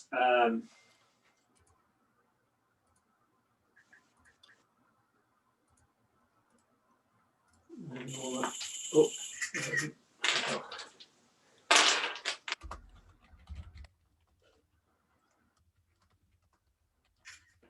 Okay, so they've now got 4 guys and 7 shock, so they're going back 6 inches.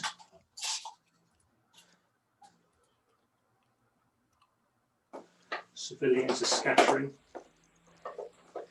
So they're going back 7 inches. They have got 3 guys and 7 shock, but they've got a leader, so they're going back 3 inches as well. So they're both thrown back. They're both thrown back 3 inches. Sorry, 6 inches down the street. And they asked. In fact, did I take the 2 off for being unloaded? Can't remember. I did. I think so. Cavalry, roll me 2 more dice then, please.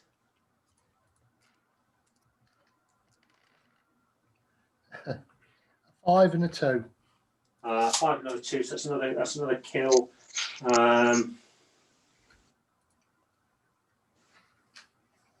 So that's 6, 7, 3. In fact, they're okay, but they break because that's going to be 3 guys, and they've got 7, which is double. So they break and go.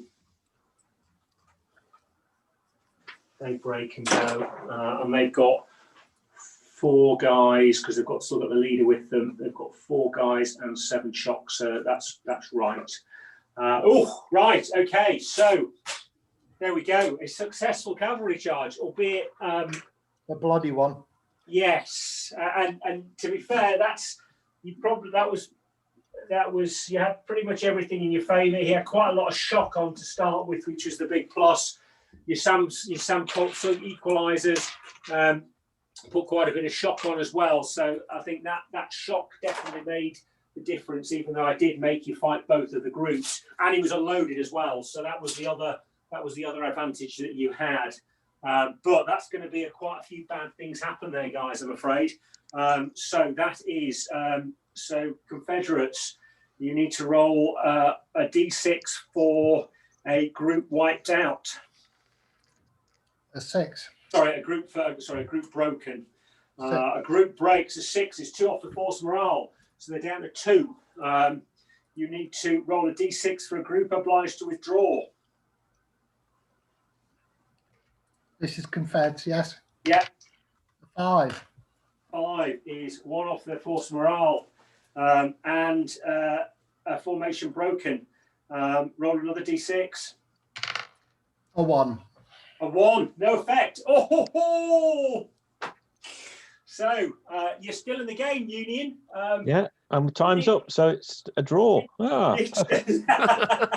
Literally hanging by your fingertips. Anything but a 1 there would have given you the game, Confederates. But I think you're pretty much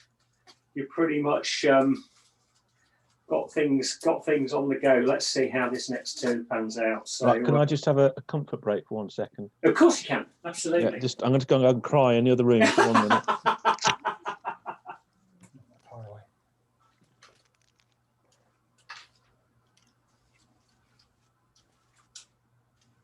Just more pressure now, Michael, I think. Yeah. This group where there's a level 0 leader is very exposed now. It is, yes. I mean, they're pretty. Well, they've got 3 shock and 3, so they are pretty ineffective now. But Is there a train? Is there a train on the dock as well? yes. Can we see it? Can you see the train? Yeah. There we go, lovely. What model did you use for that? Oh, sorry. It is. It's a children's toy. It's one of those Christmas train sets that you buy. Just bought it years ago from someone like British Home Stores, which is it isn't around anymore, is it? So it was just like a kid's toy, and I just sprayed it black and dry brushed it and put a bit of brass paint on it. Great. And originally it's my Wild West, but I just get it on the table. It looks nice, and it sort of looks 19th century American. But it's one of those things that you bought, and I've had in the garage for about 10 years. And when we started playing Wild West end of last year, it gave me the impetus to get it out and get it painted up. But I was quite pleased with that, actually. What models did you use for the sailors? The sailors they're actually Napoleonic. They're Brigade Games Napoleonic sailers. Really nice figures. Not quite right for American Civil War, but Are you fighting? right. Are we all back, or are we still waiting for? No, We're all back. Stop crying. Okay. Want to get a beer. Sorry, driving you to drink. So it is Union 5. It's Union 5. It's Milton Keynes and the cavalry. Can he do anything? He's got 8 points of shock. That's the problem. Well, he can rally 1 point of shock off anyway. But that leaves him with 7 shock. He's still got 6 guys, plus his leadership is 2, so that's 8. But you're going to lose 3, so you've got 5. So you can. So you could have 5. You could have 5, or you could just mount up and just get out of dodge. Yeah. It'd take you an action to mount up, and then you could move. Could I move up to the top corner out of the firing arc? You could move on foot to do that, yeah. But he's still going to be able to see you up there. You haven't got enough dead. Although actually, you'd have to wheel, wouldn't he? So yes, you can move, and you can move back. So let's think about this.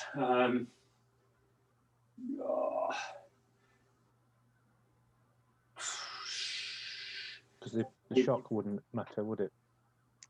No, because you'd be moving away. Let me just move this out of the way. Put this over here.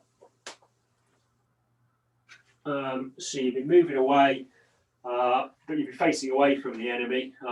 But you're out of his arc, so you're probably not too worried about that. The other action is to mount up and then just move this way. But that's not going to take you out of his firing arc. So 2d6 that way is the best way of getting out of his firing arc. Yes.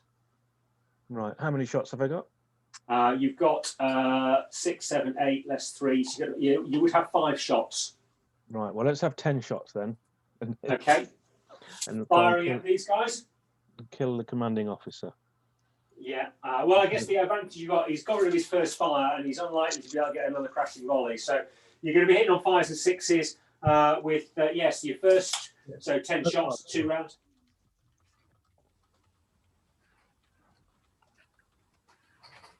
One hit. Okay. Roll Confederates roll on that, please. It's the group in the open, right? The formation. He can fire at any of the. Yeah, it's the formation. Yeah, he's on the hill, so they're all open. Yeah. A 5. Point of shock. Close to kill, but point of shock. That was last hurrah.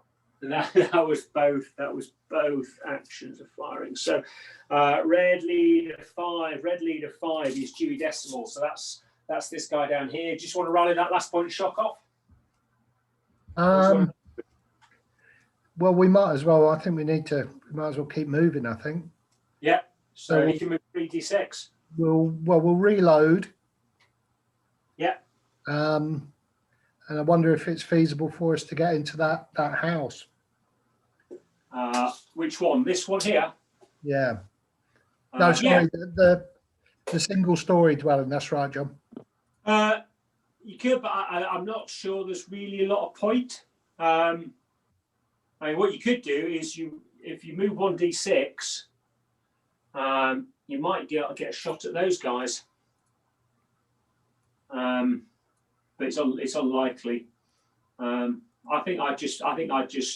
No, I think we'll take the other point of shock off. I think we'll just stay where we are. I think. So we'll take the point of shock off rather than activating those. That's fine. Okay, dog, have you got to let them roar? Right, so that was that. It's a Confederate flag.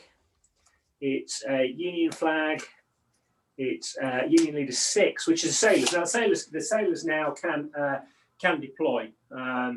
So they can deploy on the quayside. Because even though there's no enemy, it's looking a bit hairy. So they deploy on the sea on the quayside. There's another Confederate flag. There's another Union flag. So there's two flags of each. Union Leader 7, which is Potts and his cavalry. So he's a level 2. So he could rally 1 point of shock off that to bring it down to 2. He could. Oh, you said Confederate cav, right?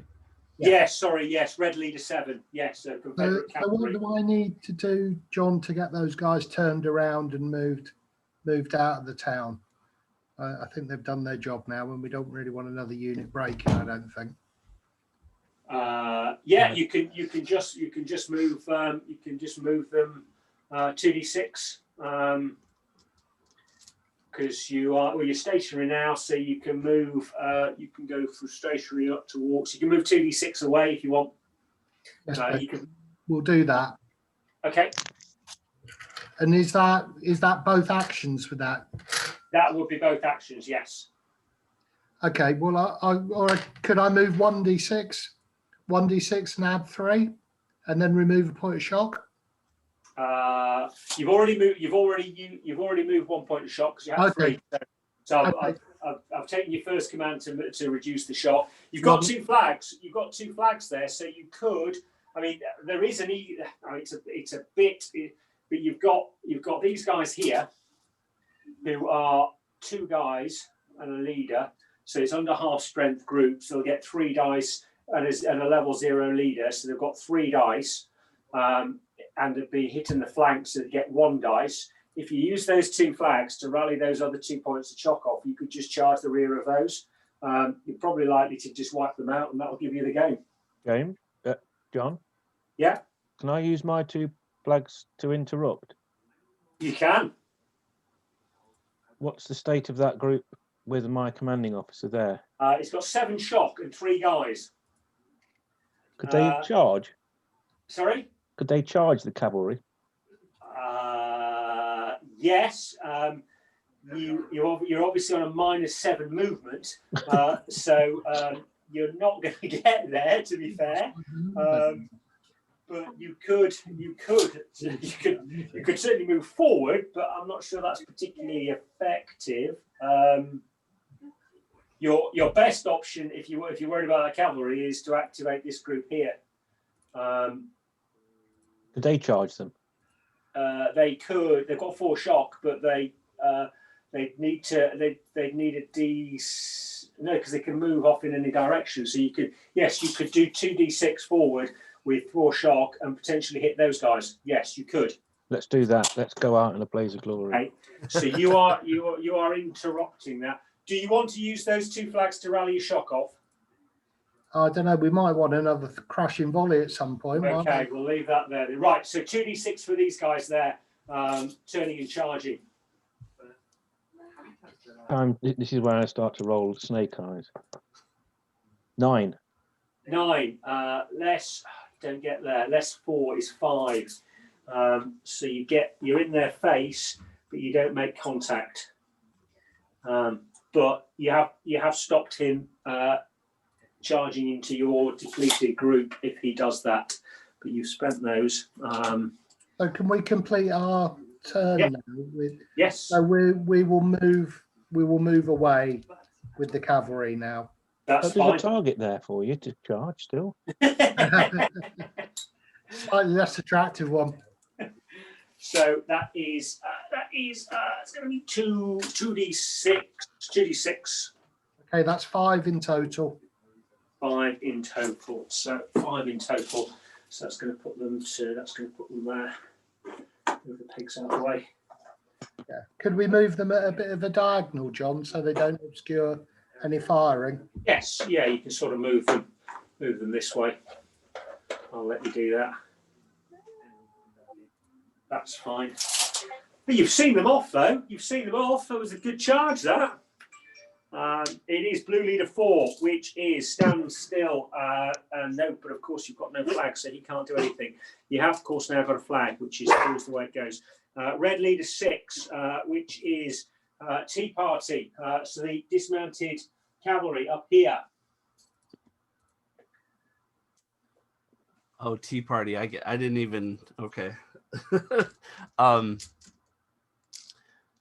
They're gonna shoot at whatever's in their front that has the most shock.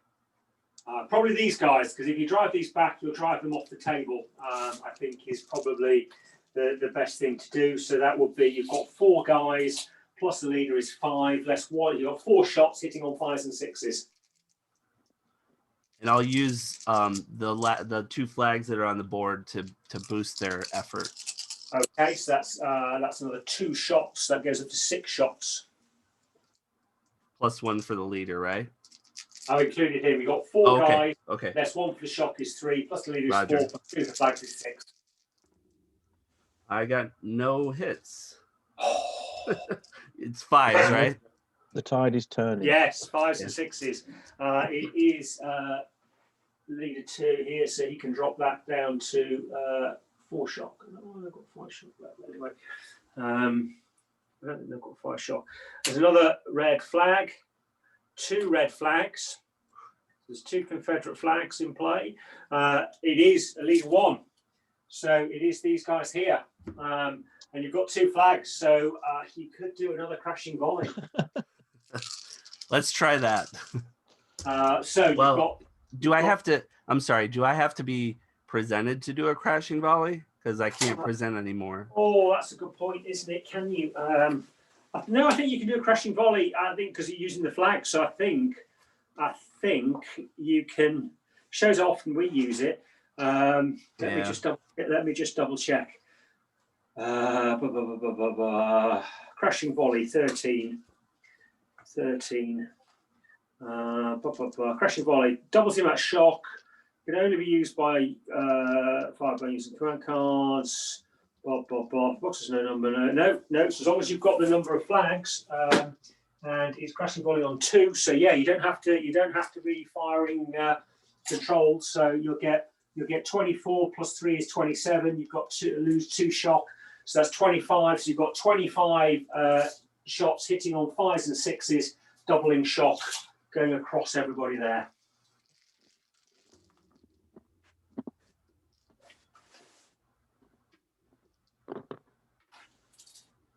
Yeah, 8 hits. 8 hits. So that's going to be 4 against the cavalry. So roll 4 against the cavalry. 2, 3, 4, 1. So is that 2 hits? How 2 many hits. up open? Yeah, so that doubles up to 2 4 shot. hits. Takes that up to 5. So that's 11 hits against 7 guys. So that's 11 against 7 is 4. So that cavalry is what is it? It's dragoons. 4. They've got an excess of 4, so they're going to go back. Dragoons. Where's my shock? Where's my shock? All cavalry go back 1 inch, so they're going to go back 4 inches. So they're going to retreat back to the edge of the table. And that isn't, but that's a group force to roll. So roll another d6 for the bad things happen. 2. Which is no effect. And then you've got. Sorry, I've forgotten how many hits it was in total. 8, I think. 8. So it's 4 against those. So you've got another 4 against the Zouaves. Same again. 4 and a 3. 4 and a 3. So that's another 2 shocks. That takes them up to 7 shock. That's 4. That takes 7 plus 6 is 13. So they basically retreat off the table. So it's another bad things happen. Roll again on a 1d6. A 3. And that's still no effect. That's. I think the worm is turning here. Just need to get that cavalry, get them mounted up, and get out of dodge. Yes, to be hanging up. So it is. It's Union. It's Rickety T Bridge, which is the sergeant. Well, he's already activated, but he did that. So he can rally a point of shock off there, can't he? So he can rally a point of shock off there. That's fine. And it is leader 1, so it's Ambrose. So your main guy here, I suggest probably just rally some shock off. Yeah, how many's he got? He's got 7 shock, so you could rally 3 of that off to bring you down to 4. And I've got a flag. And you've got a flag. Can't Yes. really see. What you could do is you could rally to use the flag, rally 3 points of shock off, and then these are close enough. I'd allow you to merge those into one group. Yeah, why not? Which will bring you up to half strength. you'd turn your rally 2 points of shock off. So that would mean that would go like that. Technically, he's a skirmisher, but that's fine. So he's rallied all those off. He's joined those together. So you've got half a group there, but you've still got 6 shock on it. But that gets rid of your soft under. So you've got another flag. You've got leader 3, blue leader 3, who's no longer on the table. You've now got red leader 3, which is Trumpton Riot, who is this group here, this group of skirmishers here, over here. Do they have? Can they fire to their front, or are they? No, you can't target those because you've got your own. Oh right, the dismounts. Okay. Yeah, and you can't see any of those. But I mean, what you could do is you could just try and move them. You could just try and move 3d6 and get them in here, and then next turn you're potentially shooting into the flank or rear. Sure, let's try that. Could we? What about the Zouaves, Michael? They're gone. They've fled. Gone, have they? Yeah. Yeah, leave them alone. And the cavalry is still on the table, though, aren't they? Yes. So I mean, you could move 1d6. You could move a d6, reload, and fire up its cavalry. Yeah, that's a good idea. Let's try that. Okay, so 1d6 of movement. 5. That's fine. So that gets you up alongside the cavalry there, and then you can take. You'll get 4, 5, 6, 7 shots hitting on 5s and 6s. Got 3 hits. Okay, 3 hits on the dismounted cavalry. I got a 1.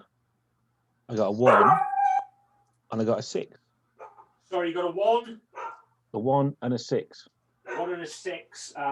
So that is a kill. Is that your dog, John? It is, yeah. Yeah, mate, don't you leave your sandwiches lying about, will you? So that's a kill. Roll to see whether it's the leader.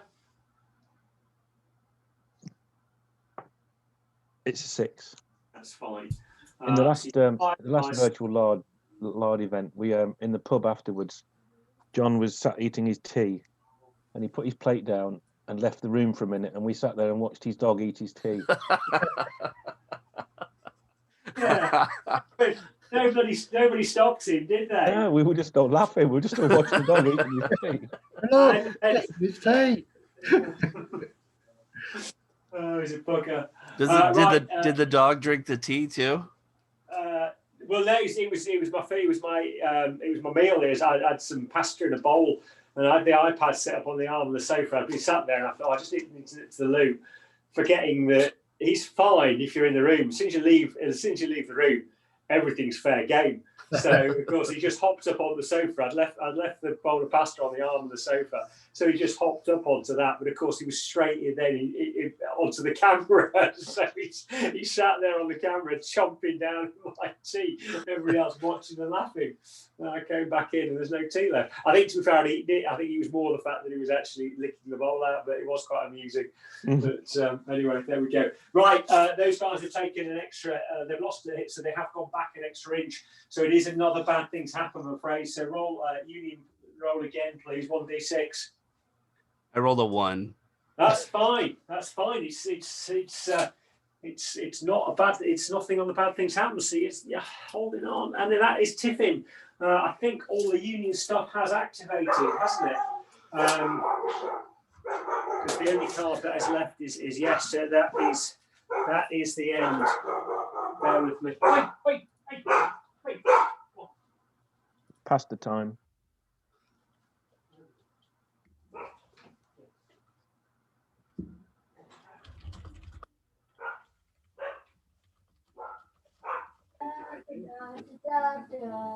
Right.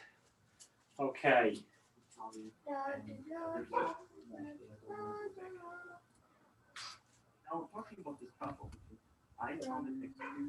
I'm not sure how the Union are going to pull this out of the bag. But anyway, let's keep going. Those sailors are good though. If you can get those, Yeah. you can get those into action. They're pretty tasty in fisticuffs actually. Are there any fish folk hanging around? Yeah, no fish folk. But right, have you finished? Yeah. No, I don't need it. I went outside today.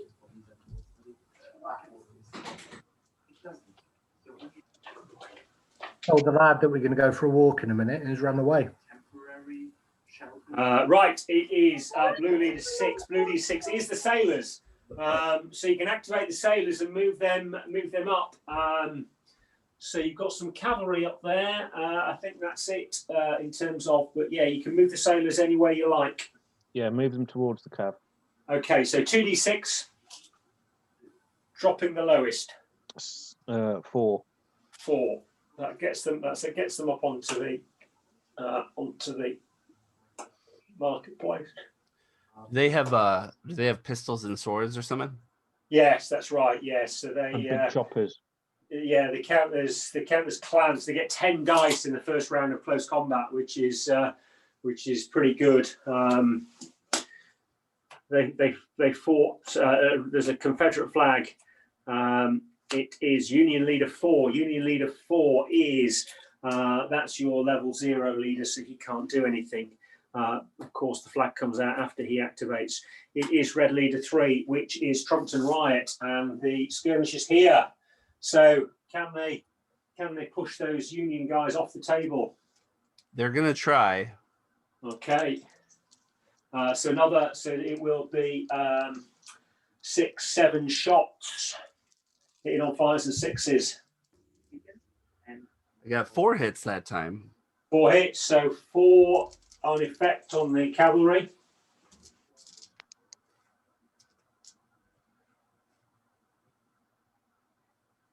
Oh, sorry, miles away. These Thinking lard about fish. dice are rolling today. 4. Yes, please. A 6 and 2 4s. A 6 and 2 4s, so that's another kill, and 2 4s, so they are retreating off the table. So roll another bad things happen. A 2. Still nothing. So they have cleared them off. The morale's hanging in there at 1, desperately. Okay. It is Red Leader 6. Red Leader 6 is the cavalry, Trump teapots and the cavalry. So cavalry there with Charge the sailors. 2 points of. That's probably not not advised. How many guys do you have there? How many troopers? He's only lost 1, so he's got 7 guys there. So he's got a full group there. As always, make sure to take alcohol. And the sailors are a full group of 8, but you don't want to fight them. But he only has 2 cav, right? Or 3? Yeah, you've got 2 cav and the leader, so they are pretty much pretty shot to bits. If we just withdraw them off the table altogether, it won't be a bad thing, will it? That's correct. Yes, yeah, you can just move them 2d6 plus 6 because and then once you get within your deployment area, you can just take them off. Yes. I'll be counting that as a moral victory. Michael, their shot, really. Yeah. Yeah, do that then. So that goes down as a moral victory then. Yes. Yes, a moral victory. That's right, but only a moral. Roll a 5. So it's 5 plus 6 is 11. So that gets them back to here. So that's close enough to your deployment point. So yeah, they just retreat off the table, having done their job. Home for tea and medals. Absolutely. But it's Union's hanging on by the fingertips. It is Union 7, which is Confederate 7, which is I've got those the wrong way around. Doesn't matter. That is Tea Party and the dismounted skirmishers. So there's nobody in front of them now. They have no targets. So probably they want to either Right. rally a shock off or just move to. Rally. Oh, I'm sorry. They'll just move 2d6 or I guess 3d6 towards the town, right? Yes, they're skirmishes, so they can move 3d6. You're right. Minus 2. Yes. So I got a dice roll of 7 total. 7 minus 2 is 5. I've given Nala her nuggies and Molly. That's fine. So they can move. They can move to there. Okay. Next one is flags. There's 2 Confederate flags in play. Confederate leader 4, which is Van Rentel. These guys up here. So no targets. I'll say no targets. You have got these guys have now moved into your arc, so you could continue to fire. They're just within effective range, or you could try and bring in the control and move them forward. What about? I think we need to try and finish these, don't we, Michael? Yes. So why don't we do another crashing volley and see if that'll be enough to see them? Dirty. Yes, 2 cards. Getting that's that's wicked. Yes. Okay. So you will have you'll have 7 plus 6 is 13, less 1 for shock. You can rally 1 point shock off, but it's still less 1, so that's 12 dice. Plus the leader, which is 14 dice. So it's 14 dice hitting on 5s and 6s. Hitting on 5s and 6s, doubling shock. Okay. Thank you.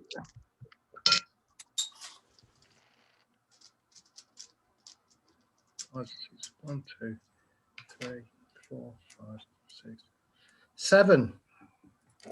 7 hits, and they're not close enough to spread. So 7 hits on these guys then in the open. Right. Well, 5 of them are 1s and 2s. Oh, but 1 is a 5 and 1 is a 6. So 6 is a kill, so that takes them up to 2, and double shock, but that only takes them to 5. So they've got 6 guys plus the leader is 7 and 5 shock. So they're okay. Ooh. It's two Union flags.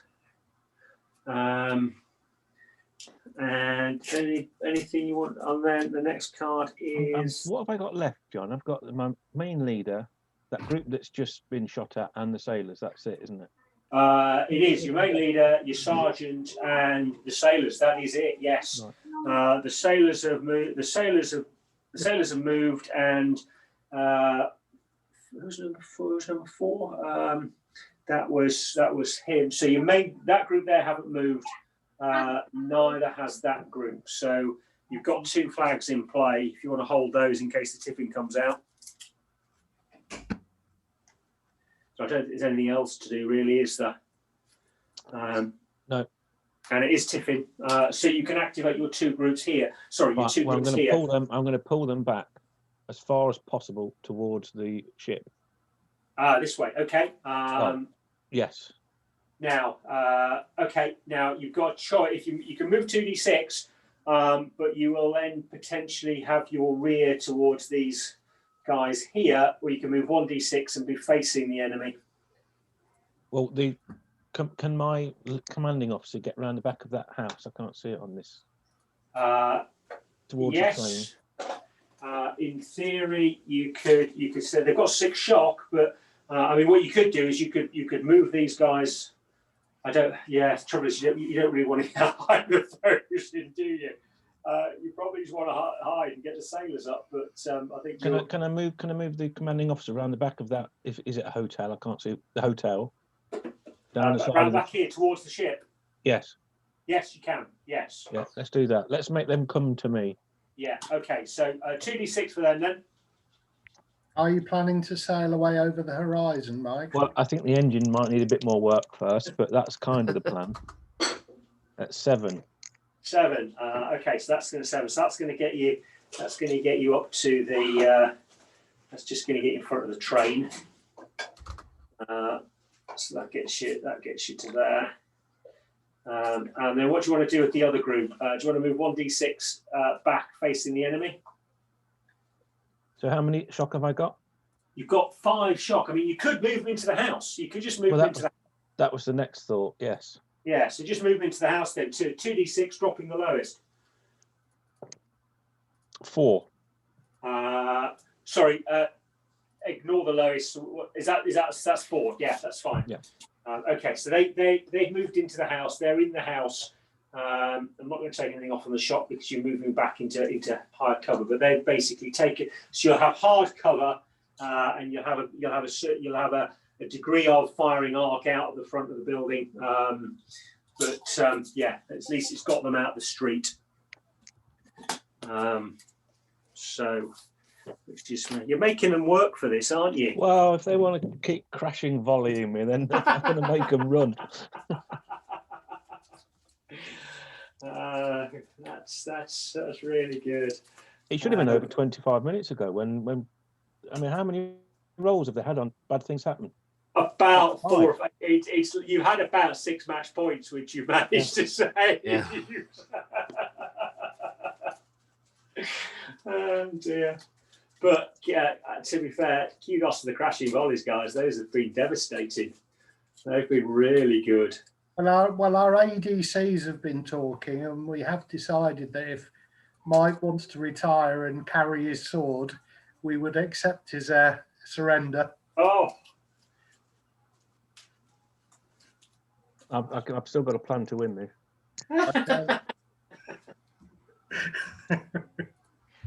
Okay, next card is red leader 4. That is Hertz Van Rental. So are you going to try and bring these guys under control now? Yes, please. So they're regulars, so 3 and above, I think. No, they like it too much. Oh, so they're continuing to pour fire in. Well, to be fair, you still will be able to see those guys because they're in the house. This will be it. This will be an accidental shot wins the game. So you'll get another. So it's 6, 7, 13. This one is 12 plus 2 is 14. So you get 14 shots on 5s or 6s. Okie dokie. I have not used houses very much yet. Is it hardcover or is there a bonus to hard? No, it's just hardcover. I'm just counting it as hardcover. So 1, 2, 3. I think if you've got skirmishes in houses, they ignore the first kill as well. That's right. Right. Yes, I forget that. So that's 3 hits. So 3 hits on these guys, Mike. 1, 2, 5. So I assume that's a shock. So it is a point. 5 is a point of shock. So that is so they've got 6 shock and 7 guys. So they're still okay. So red leader 3. Red leader 3 is Trunks and Riot. So that's the skirmishers here. Skirmishers here. So They don't have any shock on, do they? no, they don't. But they are unloaded. So they're gonna reload and then move twice to try to get into position to shoot the sailors, I think. Or I'm sorry, the guys in the building. okay. So 2d6. 8 total. 8 total. That's all right. That'll get them back. That'll get them sort of. That'll get them to. Actually, you're not going to be able to fire, are you? So. Right. Could they get into the house? What was the 2 dice rolls? 4 and a 4. Okay, so you can go over the wall to 4, or so it's sort of the same thing. So you're going to get around here, so you can shoot next turn into the building, but you're not going to be able to shoot this turn. Wonder if we could get in. Could they get into the house, Michael? No, they couldn't get into this house. They can cross the fence and be up to the house next turn, but it's a bit slow and laborious. That it's better just moving them there and moving around into the open, I think. That makes sense. So there's a Confederate flag. There's a Union flag. There's the Union Leader 5. Union Leader 5 is Milton Keynes. He's no longer around. So he buggered off. It's 2 flags for the Confederates. It's 2 flags for the Union. It is now Leader 7 which is Potts. He's no longer around. It is Blue Leader 4, which is Stand Still. So Stan still is level 1 lead, level 0 leader here. He has got 2 flags, so you could play those 2 flags and use that to rally 2 points to shock off these guys. No, thank you. No, okay. There's obviously a plan. It is red leader 5, which is Dewey Decimal and his 2 guys up here. Do you want to do anything with those? We can. Can we? Have we got a line of sight to the building? You have, yes, you have. Well, we might as well have a shot then, might Yeah, we? you can get 3 shots. You can get 3 shots into that. Can I play my 2 cards now Yes, you can. and interrupt and activate the squad, the group that's in there? They haven't already activated this turn, have I? Was that last turn? No, they haven't. No, I don't think so. They're going to hop out the back door. Okay, so 2d6, dropping the lowest. 5 and a 6. That's fine. So that'll give them 6. So that will get them out of the back of the building. So that gets them back there. Okay. Well, in that case, then, John, they'll just move up with Michael's group of skirmishers as well. Yeah. Okay. Just so they can share hits between them. Yeah. So roll. I'm just gonna. They can move up to there because you just want to move up alongside, don't you? Yeah. That's fine. So then they're spreading shots amongst themselves. It is red leader 6. Red leader 6 is Tea Party. So that's the skirmishers down here. So your dismounted skirmishers on the edge of the village. So they could start to move forward. Can you see the sailors there, Michael? To be fair, because they're sort of spread out. I mean, look, you can 2d6 probably. If you move 2d, try moving 2d6 forward. See how far you get. They're going to move 2d6 forward and then try to shoot whatever they can see. 4 inches total, or 4, sorry. That's not going to be enough. So take it because they've got 2 shock as well. So take another d6 of movement. 3. That's going to be 3, so that's fine. So they're obviously moving cautiously into the town. That's fine. It is a blue flag. It's blue leader 2. That's over here, so he can rally a point of shock off to bring them down to 3. That's cool. And it's two blue flags. It's 3 red flags.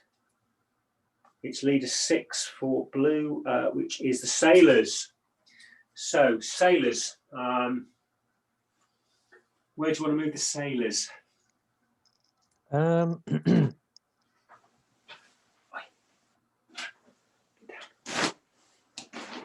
I think we'll shift along a little bit, so they're not going to be shot at yet.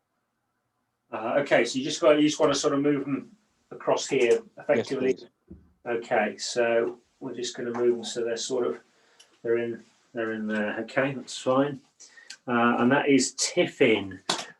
So red leader 1 hasn't activated.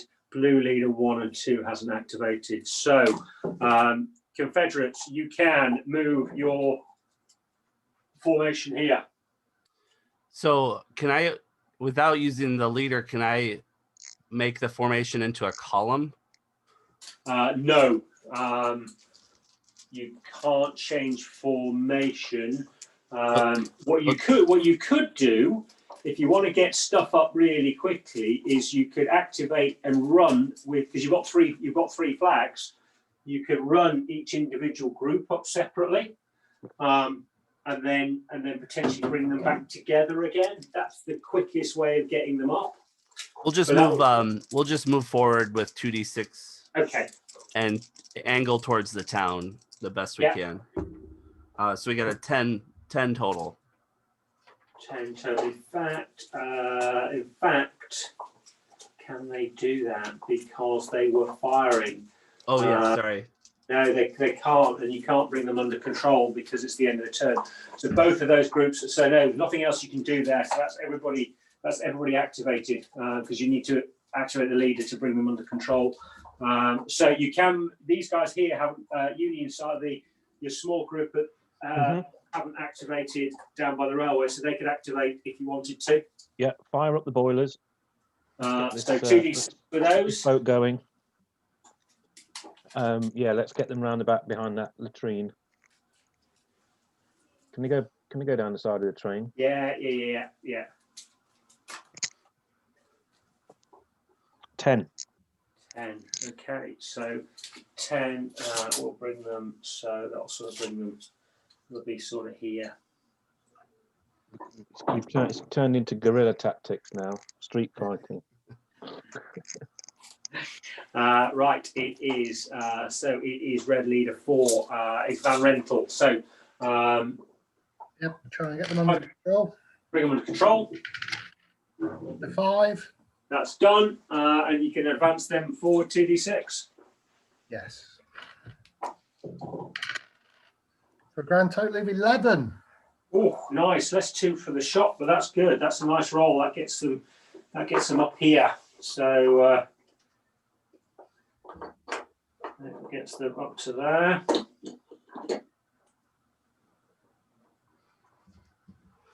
They're still unloaded. It's turning into Dunkirk. This isn't it? It is red leader 6, which is Tea Party and the dismounted skirmishers. So yeah, come on. 2d6 a movement and a fire. Yep, let's try that. So 9 total. 9. So that'll get them up to there. Well, that'll give you the options of firing at. To be fair, either. So they've got 4, 5 guys, 6 guys, and 6 shock. They've got 6 guys, 7 guys, and 6 shock. So they'll get, I think you can fire at either of them. They're both at close range. Which would you rather target? We'll just shoot at the guys further from me that are closest to the train. Yeah, okay, that's fine. So that's going to be, you've got 1, 2, 3, 4, 5, that's what it says, 4 shots hitting on 4s. 1 hit. Roll for damage. A 5. A 5 is a shock. So that takes them to 7 shocks. So they will retreat another couple of inches. Roll again, Michael, for your force morale. I got a 2.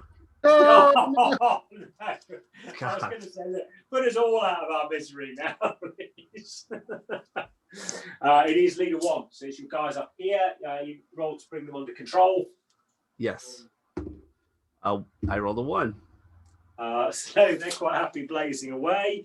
It is leader 2, which is your guy here. So he can rally a point shock off. So that brings that back down to 6. Where's he gone?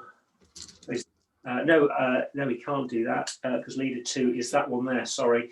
So he can. Right. Okay. So it's your sergeant. So you can turn those guys and fire them. So how far away are they from those? These guys here. There's 6, but you've got 6 points to shock. I'd need a really good roll on the charge. You would to charge them, yeah. You could roll 1d6 and potentially fire at them. How far away are the sailors? Can they see them yet? The sailors can't. The sailors are 10 inches away. But they can't see them, or they can see them. They can't. Well, they can see them, but there's hard cover between the two of you. But you know that they're there. But he can't order the sailors because the sailors he's a level 2. So No, I'm just wondering for the final act of mad sailors with big choppers charging.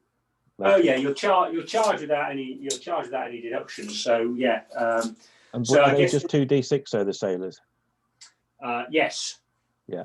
You can step out, of course, if you've got cards. Yeah. Oh. Yes. Okay. Well, we'll just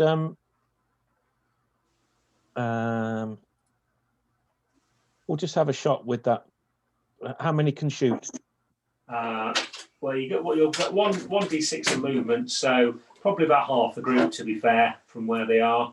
And you've got a load of shock as well, haven't you? So you're probably only going to get a couple of shots. Right. Well, can I just move them out the way of into cover? Yeah, so you can just turn them around so they're facing the And then building. So you're not going to get. And Yeah. if you could just do a couple of well, I need 3 blue cards and then the sailors, please. Okay, that's fine. Well, there's a red card. Does that help? No, There's a blue card. that'll do. There's a blue card. That'll do. Is that 3 cards? That's random, isn't it? It is. It is a random event. Yes. So roll 2d6 on your guys that moved. Your Oh, brilliant. Oh, yes. 10. 10. Ooh, what's Leader sprained an ankle. Oh, brilliant. that? There we go. That's fine. That's so we can ignore that. It is red leader 3, which is Trumpton Riot. So that is the skirmishers here. So you probably want to move them forward 3d6, I guess. Yes. 4 total. Oh, again, they're all a bit nervous about moving into this town, aren't they? They're worried about E IEDs. Okay, so they move 4 inches, but all a bit circumspect at the moment. That's fine. Go on, buddy. Right. Oh, sorry. Kick the dog. There's 2 red flags. It is leader 6. So that is the sailors. You've got 2 flags. That's not enough. Do they need 3 to step out? I need 3, yeah. That's a bit cruel, isn't it? Sorry. Yeah. But you are. Do you want to charge? 2d6. Yeah, why not? What do I Might need? as well. You can run for 1 shock. To be fair, you can. Yeah, you can run. Yeah, you can run 3d6 and just take a point of shock. Good point. Well done. What, and then be in contact? Yeah. Yeah, let's go for it. Let's get this. This could be the turning point. This could be the victory about to happen for me. They're going to run through the whole force with their big choppers. No, they're not. Well, 9. Is that enough? 9. Michael, why don't we now interrupt with our 2 cards and, Spoil the fun. and give them another volley? Well, they don't make contact with 9 inches because they needed 11, which is not unreasonable on 2d6. To be fair, it's a bit of a stretch, but if you hadn't moved, yes. Anyway, they've got 1 point of shock on them, but they're a statement of intent, if nothing else. Did I already activate that group in front of them? You did, I think.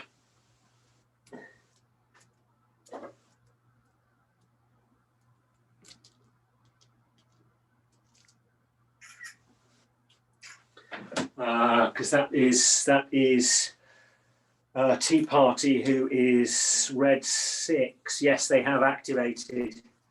So there's a red flag. There's 3 red flags. Leader 1. So that's leader 1 here. Just take some shock off. Yes.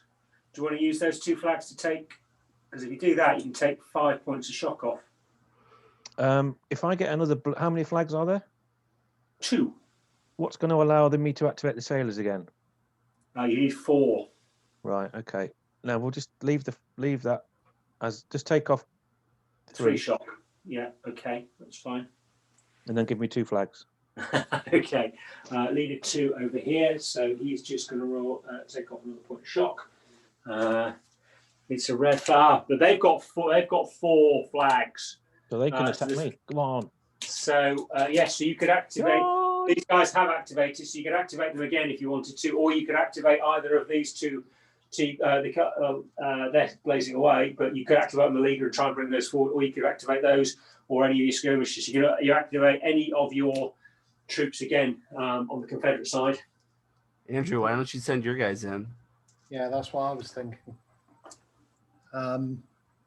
We're obviously going to. So yeah, we'll use those 4 cards, John, to activate my group of infantry, the large group of infantry. These guys here.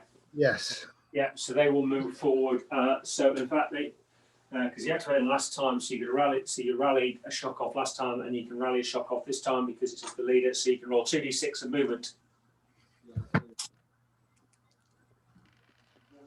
8.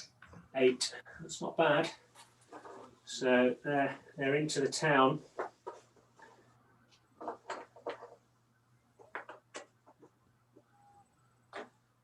They're into the town. Oops. That's 2.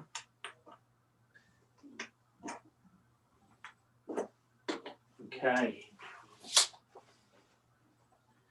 They're into the town, and it is Tiffin. So sorry, yeah, there are 2 flags left in there. But actually, to be fair, you are on force morale of 1, so you should have lost all your flags, I think. On force morale of 1, or maybe it's leave 1 in. I'll leave 1 in for you because I'm feeling generous. I don't want to kick a man while he's down.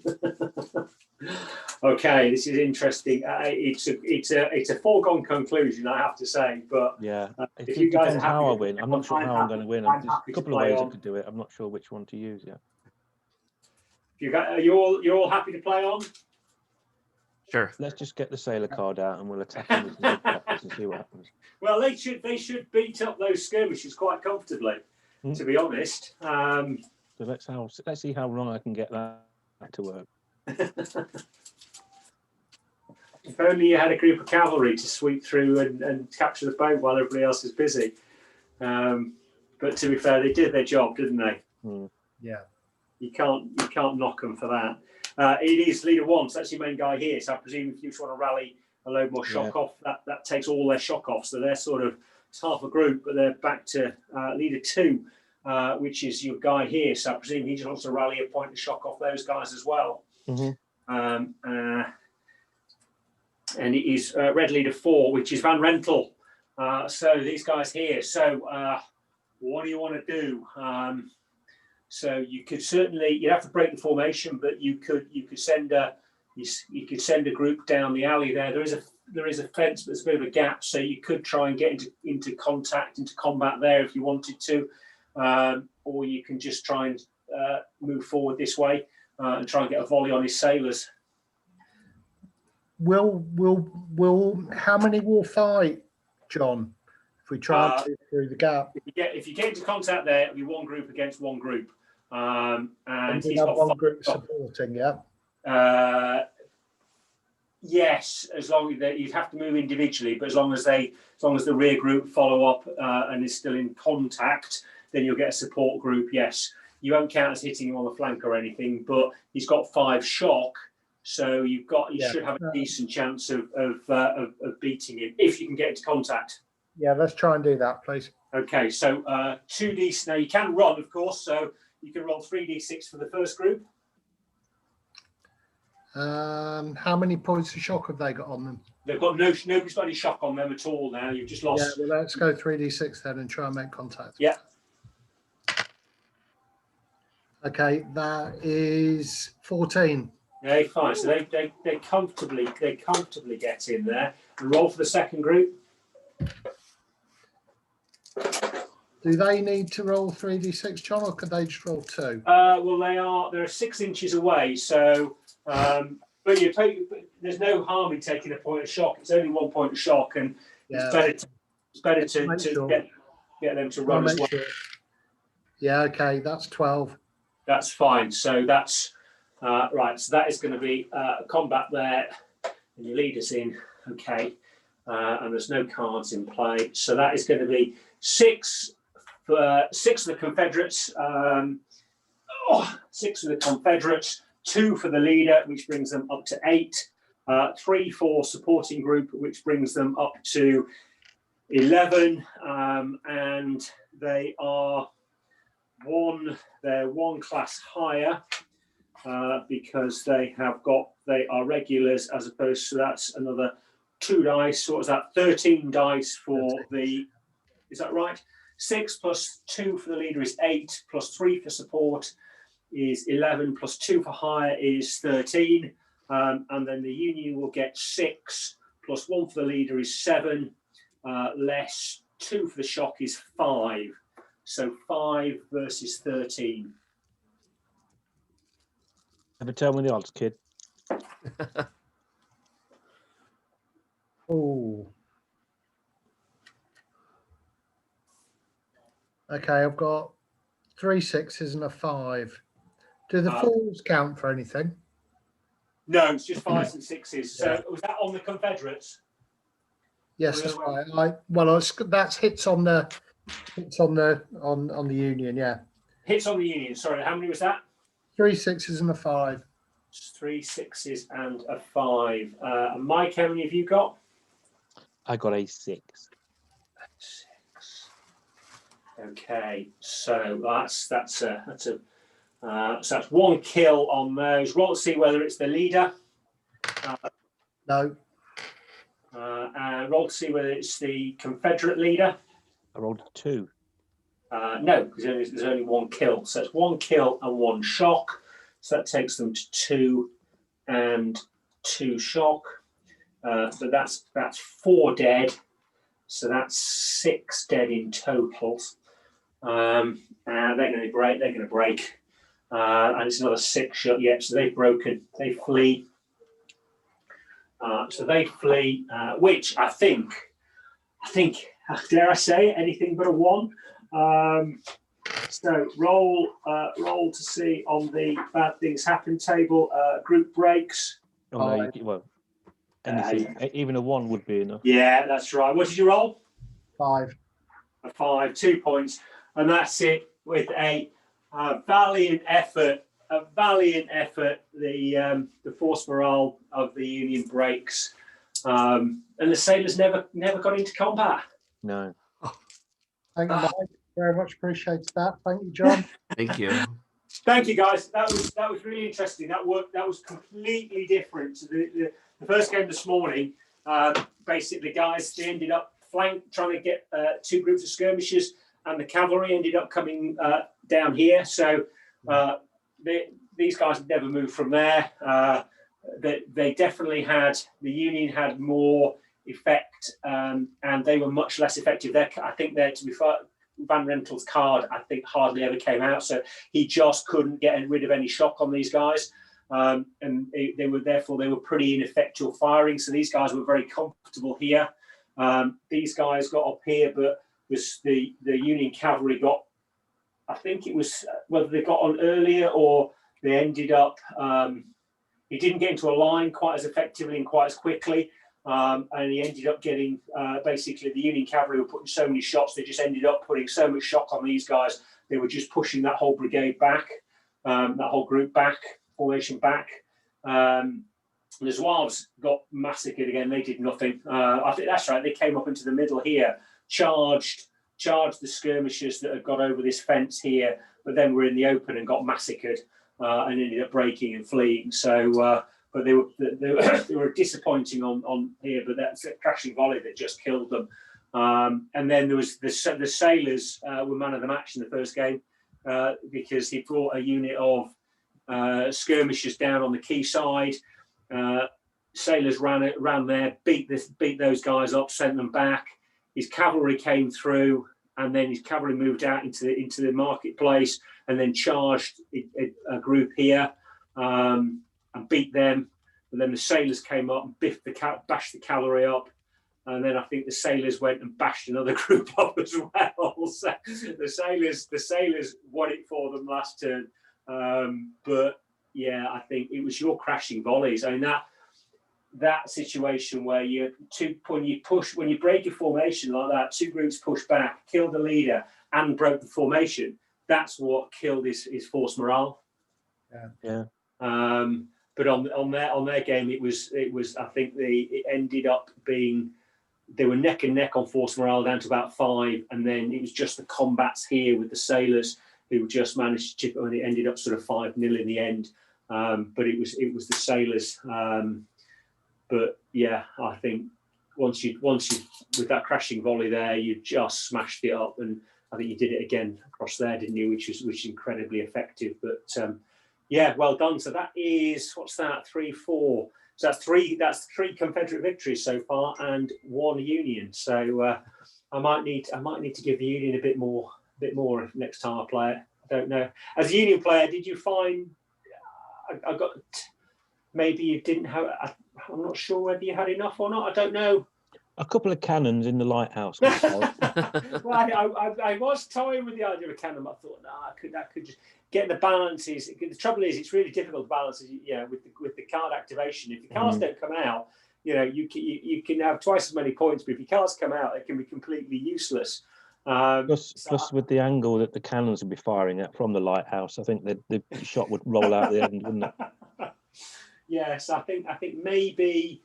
What would I do? I think the Zouaves have been a bit disappointed. The trouble is with the Zouaves is you end up sort of deploying quite close to the table, so if you get driven back, you've sort of got nowhere to go.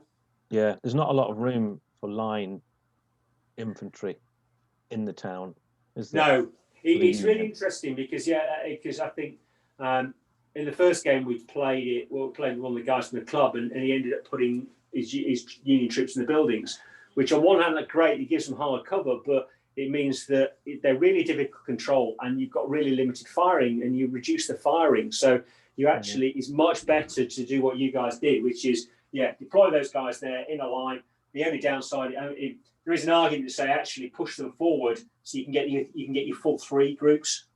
Then you'd have 3 groups against 2 there. Yeah. But it's difficult. It's difficult to do that. So I think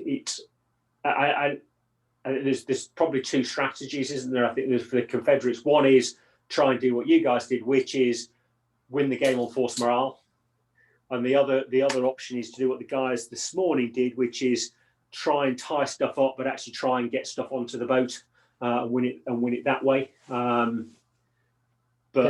think if you were to just, I think as a Union player, if you were to just get as much as you could into hard cover and just try and sit and wait for the Confederates to come to you, it would be very, very difficult, I think.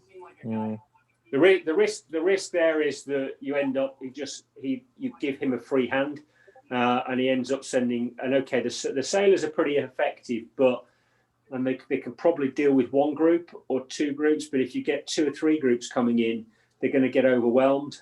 And if you've got stuff in the hard cut, I think if you put all your stuff in the buildings, you'll just end up with the Confederates outflanking you and getting onto the boat. I think the main group on that left in the main street there, I think works really well.